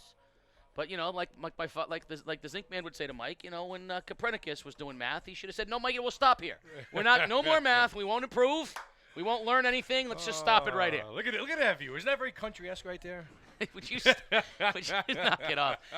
Top of the 6th inning here in the ECC championship game. That feels like Florida-Georgia line written all over it. Beautiful shot here at Fitch High School. East Lyme with a 6-1 lead. Ryan O'Connell back on the mound for Waterford with his 2nd inning of work.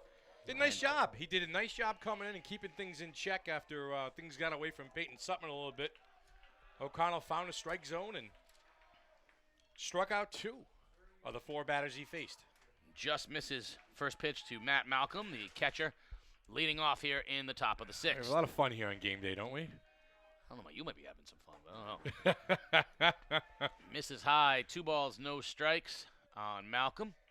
East Lyme, you could tell, by the way, when we first got here, Coach Jack Biggs and the East Lyme, they were going to go after this one tonight. He was confident. Yeah, they wanted to go after this. He was very confident, yep. He liked his pitching matchup. There's a chopper foul down the third baseline, out of play. I just liked the approach that he was taking. He came in going, we want to win this. There's a game. It's for a championship. We're going to go get it. Yep. He liked having Allard in turn, which is something that he was happy about. And he knew he wasn't going to see the big arms of Waterford, and East Lyme was going after it. 2-1 pitch to Malcolm. Swing and a miss at the plate.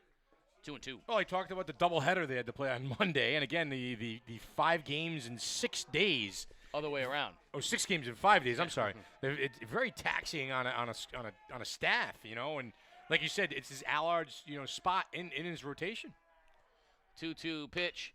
Ground ball left side. Silva, bad hop. Long throw across the diamond, and it will be not in time, and Malcolm will beat it out on the E5. Tough one, though, for Silva. That ball took a funky hop on him, and it'd be the 3rd error by the 3rd baseman of Waterford tonight. Yeah, that ball kind of ate him up. It kind of dipped down, took a little sneaky hop off the end of the grass right there, and kind of dipped down in the dirt. Kind of ate Silva up a little bit. Yes, it did. Right fielder Tommy Mason steps into the box.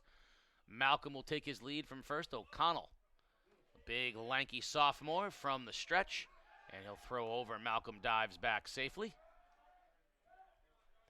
You're watching Game Day live on theday.com. Casey O'Neill along with the sports doctor Keith O'Brien at Fitch High School for the ECC Championship of Boys Baseball. Throw over again, and Malcolm scampers back. O'Connell paying close attention to him with a 6-1 deficit. Tommy Mason, the cleanup hitter, 0 for 2 and a hit by a pitch. Yeah, even he didn't know that he was hit. Malcolm, big lead. Mason takes a strike. Nice fastball from O'Connell. No balls, 1 strike.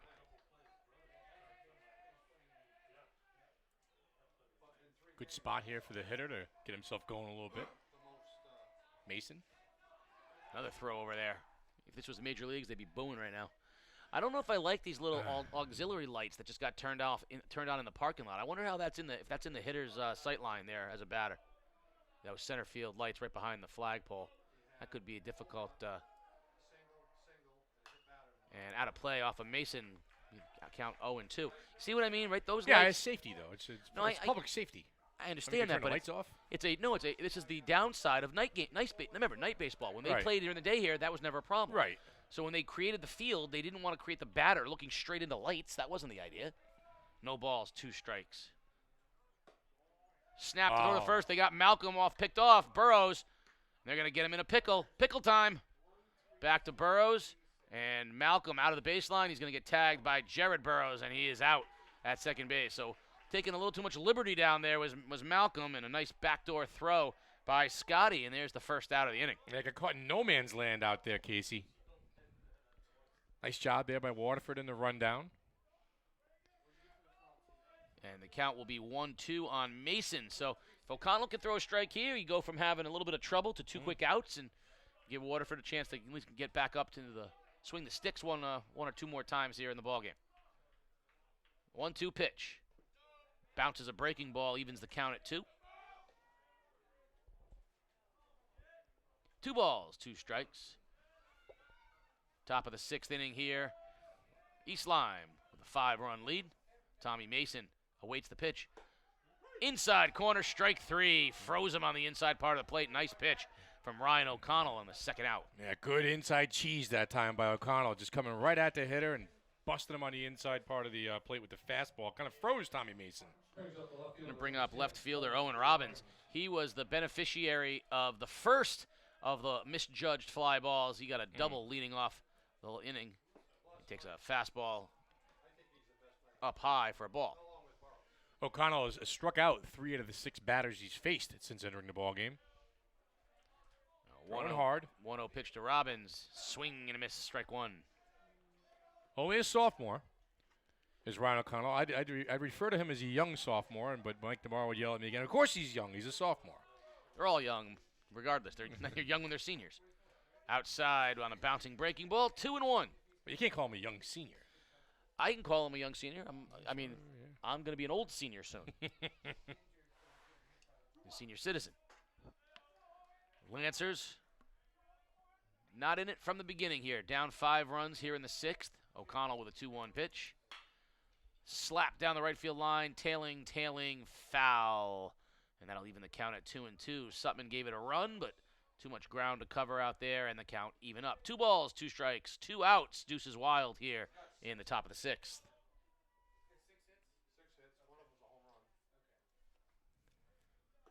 Ryan O'Connell, the sophomore, will try to get the Waterford Lancers back into the batter's box. As you see the beautiful scoreboard, 6-1, top of the 6th inning. Here's the 2-2 pitch. Swing and a miss on a high fastball. He blew it right by him. And we head to the bottom of the 6th inning. Waterford running out of time. 6 outs left here in the ECC Championship. They trail East Lyme 6-1. Yeah, straight smoke that time by Ryan O'Connell. He struck out 4 out of the 7 batters he's faced since entering. He's throwing the ball very hard, Casey.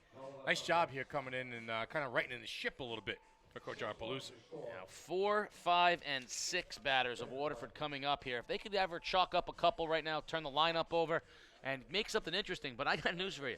Dan Allard hasn't shown any signs that he's going anywhere. After that 1 run in the 1st inning, he has been wall city against these Lancers. He's given up nothing. Middle of the lineup is 1 for 6 with 2 strikeouts versus Daniel Allard. The only hit coming from Jared Burrows in the 1st inning, RBI single. Yeah, and what's the last ball that you remember Waterford hitting hard? Yeah, maybe 1st inning, maybe, if any. I don't even. Burrows hit his pretty good, but I mean, Bobby Silva hit a triple. Yeah, I don't think there's been much in the way of hard hit balls though tonight. You know, this has just not been. Allard has really been in control. Yeah, Bobby Silva hit a triple on a ball that Luke Leonard fell down on. That he tripped over his own feet. Yeah. I'd say that was even more of a fly ball than anything else, but we'll see. Allard, the one thing to his credit, he has pounded the strike zone. He's been ahead of hitters all night long, and he's going to face the middle heart of the Waterford lineup. Walker Sutman, Jared Burrows, and Matt Driscoll due up here in the bottom of the 6th inning. And right on cue, we're going to see a pinch hitter.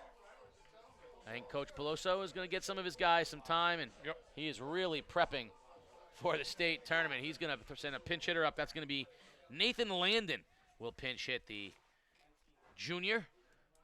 Tall and lanky will lead off in the 5th inning.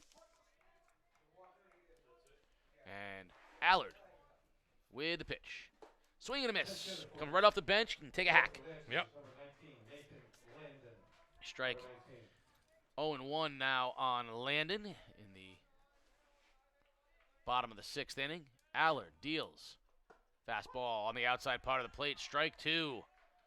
Tough pitch and quickly down 0-2. Getting Is strong. landed. I'm sorry, Casey. Getting stronger as the game goes along as Allard. 0-2 pitch. And just misses outside. And there's a school of thought when you get a pinch hitter who hasn't swung the bat all game, and especially like this, you go right after him. And he's certainly doing that. Allard's going right after him. No secrets here. 1-2 pitch to Landon. Oh, nice changeup down in the dirt. Struck him out. Malcolm will throw it down to Diaz at first for the first out of the inning as that ball was in the dirt. But a beautiful pitch sequence by Allard, who is completely in command of these Waterford hitters. Fourth strikeout of the night for Daniel Allard. Showing you a little bit of everything. Fastball, changeup. Jared Burrows in the box. The sophomore shortstop with one of the hits tonight for Waterford in the first inning. Drove in their only run, and he chases a high fastball, but comes up empty, strike 1. Wait, when a pitcher's dealing to you, just look at him up in the hill and just you see the confidence. Look at him shaking the glove. Yeah, he's feeling it right now. 0-1 pitch, strike 2, another fastball poured in by Allard. He can't get that ball back from the catcher fast enough to get to work up on the hill. Yeah, he's ready to go. He is working fast, and that's the key. 0-2 pitch to Burrows. Big breaking ball, strike 3. Second time of the night that he has carved one in on Burrows' hands. Strike 3, and Allard is absolutely dealing. Great pitch that time. Fastball, 12-6 curveball. Knee buckler that time for Daniel Allen. Back-to-back strikeouts here to start the 6th inning. Yeah, that brings up designated hitter Matt Driscoll. And right now, Allard has got it all working for the Vikings. Fastball, strike 1. I mean, Allard, talk about pounding the strike zone with efficiency. I'd love to see his pitch count. It has got to be remarkably low. He has been just pounding the strike zone. There's a line drive to second base. Eats up Mengi, but he makes a beautiful stop and throws out Driscoll at first base. That ball took one of those explosive hops, but Mengi ate it up. And if our numbers are correct, and I have no reason to believe they're not, 83 pitches to get through 6 innings here. That is a remarkably efficient effort. He's going to go out with a chance to finish the game, and tidy is absolutely, that's a good word for it. Tidy effort, and he has gone, he's faced the minimum in the last 2 innings, Casey, and you got to keep getting on it. He's getting stronger as the game goes along. He can't wait to get the ball back from the catcher and get to work up on the hill. Good performance here. I mean, Jack Biggs has got to be extremely pleased with the effort of his sophomore pitcher tonight, Daniel Allard. Yeah, he's been something. And, again, when we got here tonight, Coach Biggs and we talked for a few minutes. He said, what do you, who's pitching tonight? And he goes, oh, we got Allard. That was how he said it. He goes, we got Allard. Like, very confident. Like, very confident. He's we're good where we're coming from. And he was in rotation on normal rest, and he has really pitched.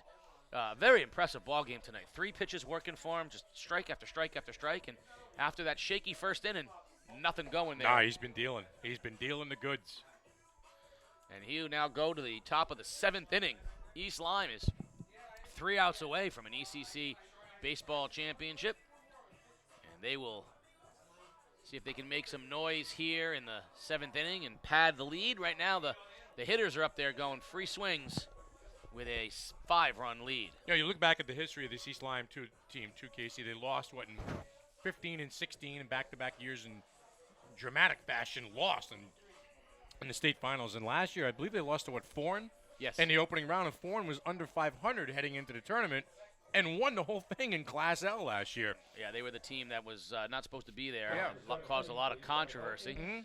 They got in on a coin flip. Yep. Didn't have the requisite 8 wins and right. Finished under 500 with a state championship. Yeah. Finishing in the top 10 in the state as well. But, Coach Jack Biggs, no stranger to tournament play and, whether it's in the league or in state tournament, and a lot of success in recent years.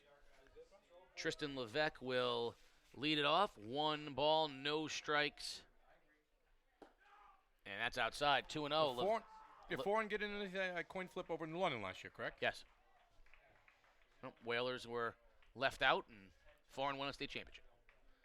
2 balls, no strikes to Levesque. Ground ball right to the second baseman. Jerome scoops it up nicely, throws over to first base for the out.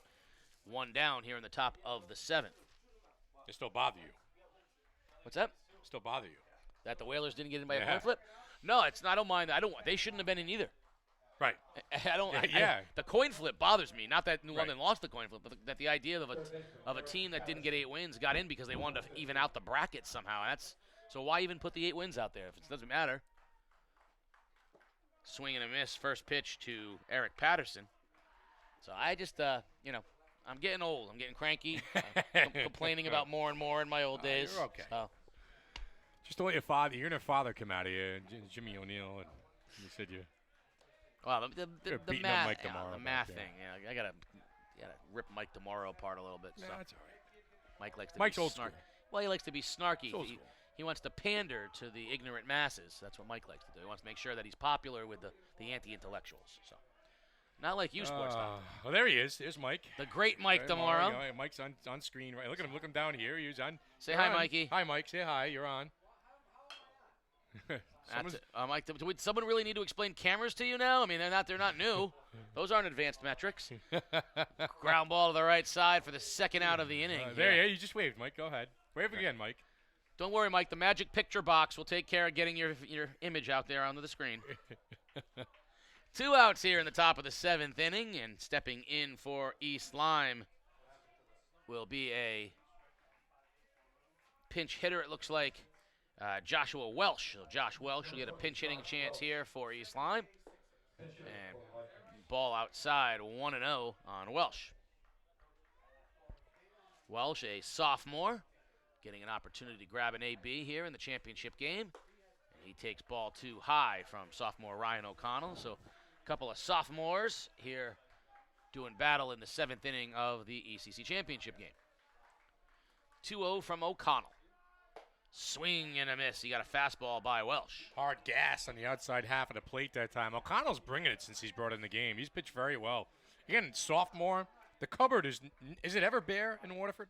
Another one of the players, and there's a fly ball to right field.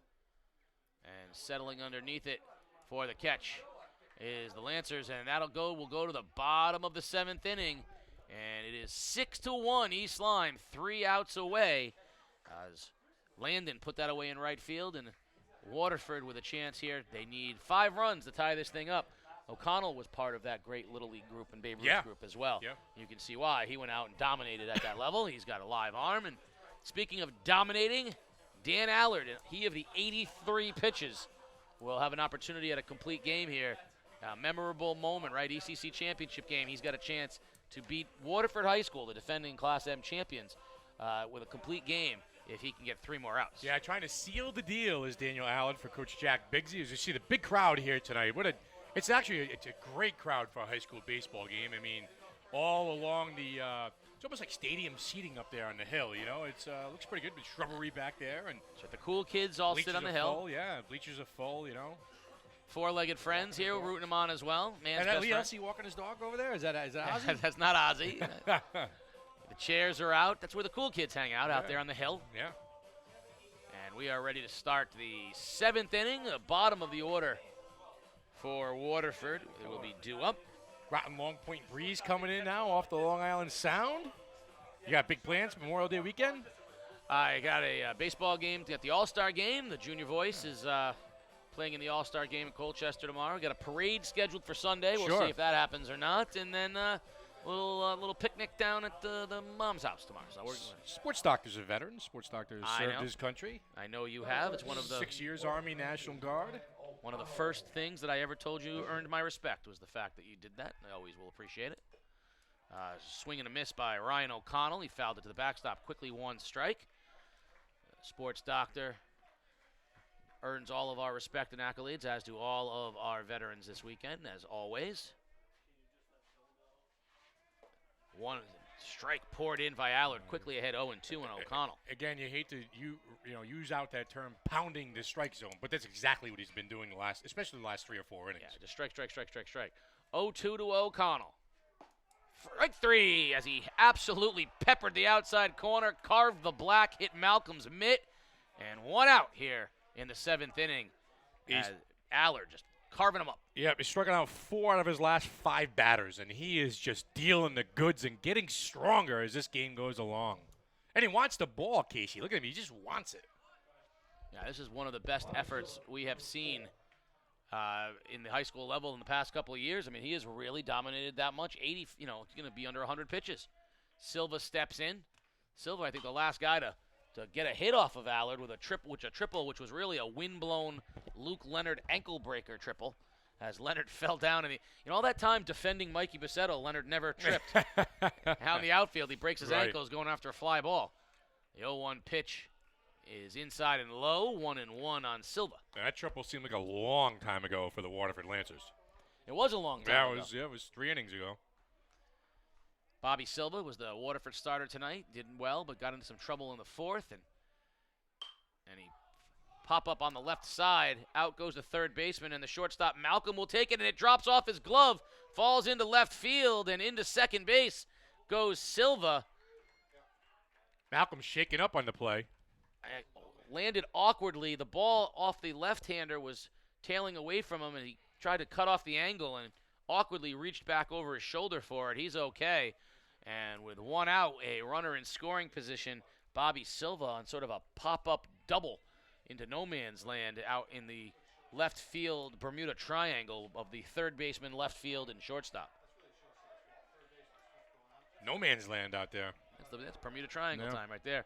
Brings up the second baseman, Ben Jerome, the sophomore. And he slaps one to the first baseman, Diaz, steps on the bag for the second out. Played perfectly right on the line. He wasn't going to let anything go down the line, and Jerome hit it hard, but that's the second out of the game, or the inning, rather.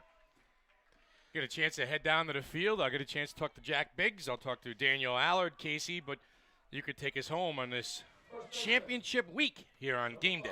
Well, if you're going to earn it today, Mr. Allard, you're going to have to face Michael Burrows. He's the leadoff hitter and the senior. He steps into the box here for Waterford. Fastball on the inside part of the plate inside, ball 1. And we'll have the sports doctor down on the field with the winning coach and players momentarily. If Dan Allard can get one more out, it'll be the East Lyme Vikings. Curveball in for a strike. 1-1, big breaking ball evens the count at 1 on Burrows. 1 out away, 6-1 East Lyme here in the 7th. Allard deals inside, 2-1.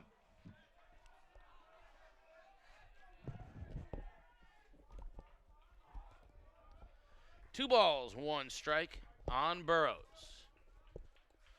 The pitch. Fouled out of play. 2-2. Poured a fastball in. Burrows fouled it straight back. 2 balls, 2 strikes. And Dan Allard is 1 strike away from pitching East Lyme to the 2018 ECC Championship in baseball. What an effort so far. Michael Burrows trying to spoil it and get one more batter to the plate. The 2-2 pitch from Allard. Breaking ball, just high, full count. He had Burrows fooled, but left it just high. And that runs the count full. East Lyme wants to celebrate. They're on the edge of their seats, top of the dugout steps. The 3-2 pitch. Breaking ball, strike 3 called. Frozen, Burrows doesn't like it, and East Lyme pours onto the field to celebrate with their sophomore Daniel Allard, who has pitched the Vikings to the 2018 ECC Baseball Championship. Congratulations to head coach Jack Biggs as the number 5 seed Vikings pull off, I guess we could call it the upset, but they defeat Waterford here in the championship game on a brilliant effort by sophomore Daniel Allard. Luke Leonard had a couple of big hits for East Lyme, and Chris Malcolm with a beautiful, beautiful double play at shortstop. Some clutch hits from Tristan Levesque, Owen Robbins. The bottom of the order for East Lyme was dangerous as well, and the Vikings put up 6 runs on 3 pitchers. The starter for Waterford, Bobby Silva, followed by Peyton Sutman, and then finally Ryan O'Connell. And those 3 pitchers for Waterford, Silva will take the loss, Allard with the victory, and the sports doctor will be down on the field. He's going to want to talk with Coach Jack Biggs and some of the Vikings. We're also going to have the presentation of the championship trophy. Tournament director Phil Orby down on the field with the trophy to present to Waterford, and PA announcer Bill Donovan. MVP will be, no surprise, Daniel Allard. Dan Allard will win the tournament MVP on the heels of just a brilliant performance, 100-pitch effort in the championship game. Let's listen to PA announcer Bill Donovan, who will have the ceremonial presentation of the plaque through Phil Orby.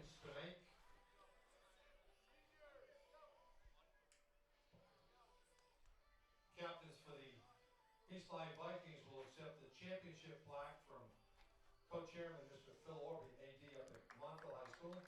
Congratulations, East Lyme Vikings. Good luck in the tournament.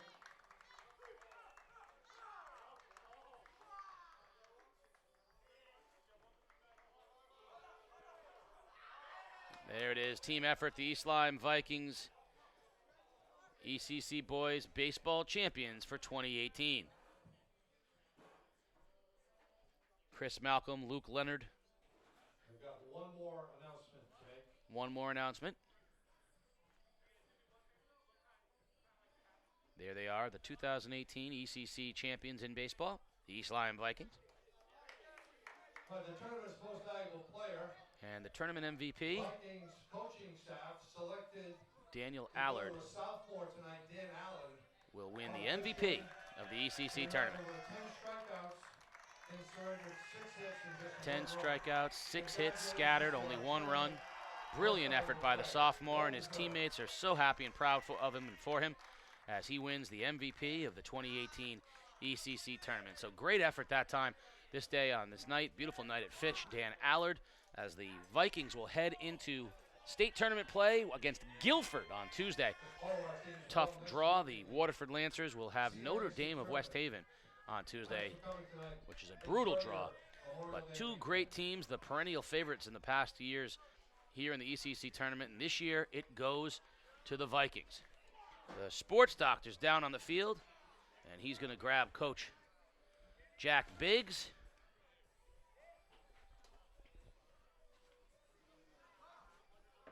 Sports doctor has Coach Biggs as well as Dan Allard. And down on the field, we will give it over to the sports doctor. Come on in. Sports doctor, take it away. Head Coach Jack Biggs, ECC tournament champions. Boy, you put a lot on your young sophomore tonight, and he delivered the goods. Oh, he absolutely certainly did. He came out, he's ready to pitch tonight. He pitched a gem, and you know, we're super happy to have him on the mound tonight. 6 games in 5 days. How did you hold the staff and the rotation together? Well, I'll tell you what, we have a great assistant coaches here. They kept everybody loose and involved in the games, and you know, these guys were ready to, they just played loose all week. So yeah, 6 games in 5 days is a lot. Hey, Daniel, you seemed you got stronger as the game went around. Did you feel more confident as you got later into the innings? Definitely. When we got that lead, that really got my confidence up, and I was like feeling great. And you were chomping at the bit. You couldn't get the ball back from your catcher fast enough. You just wanted to pitch. Yes, that's right. I just want to be out there. It's great. It feels great. I just love being out there. What's the challenge against facing a tough team like Waterford up on the hill? A lot of guys I know over there. I'm playing on them teams, and I know them because I play them a lot. So playing them, I mean, it was just, I don't know, great to get over that, and I don't know what to say. It's just, yeah, it feels good, doesn't it, son? Yes, it does.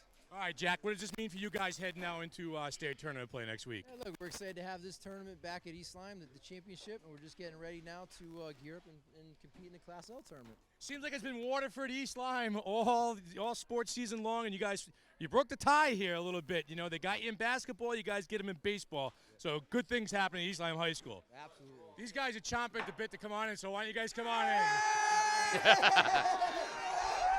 Well, it wouldn't be a championship if the sports doctor didn't get doused with some form of liquid. And that is a jubilant East Lyme Viking baseball team. They are the 2018 ECC champs. Sophomore Dan Allard, the MVP. Congratulations to Jack Biggs, and thank you to everybody who ran such a fine tournament. Thank you for joining us all week on game day, on tournament week. We have enjoyed bringing you the best in high school sports. Stay tuned, as always, for continuing game day challenges. If you or members of your school want to challenge Casey and the sports doctor to come out to your school, bring us a video on Game Day Connecticut Sports or at theday.com. We're happy to come out to your school. Of course, Casey and the Sports Doctor will continue all summer long. We will bring you the best of high school and area sports. For all of the Game Day crew, Mike DeMauro and the Sports Doctor Keith O'Brien, I'm Casey O'Neill saying good night, everybody.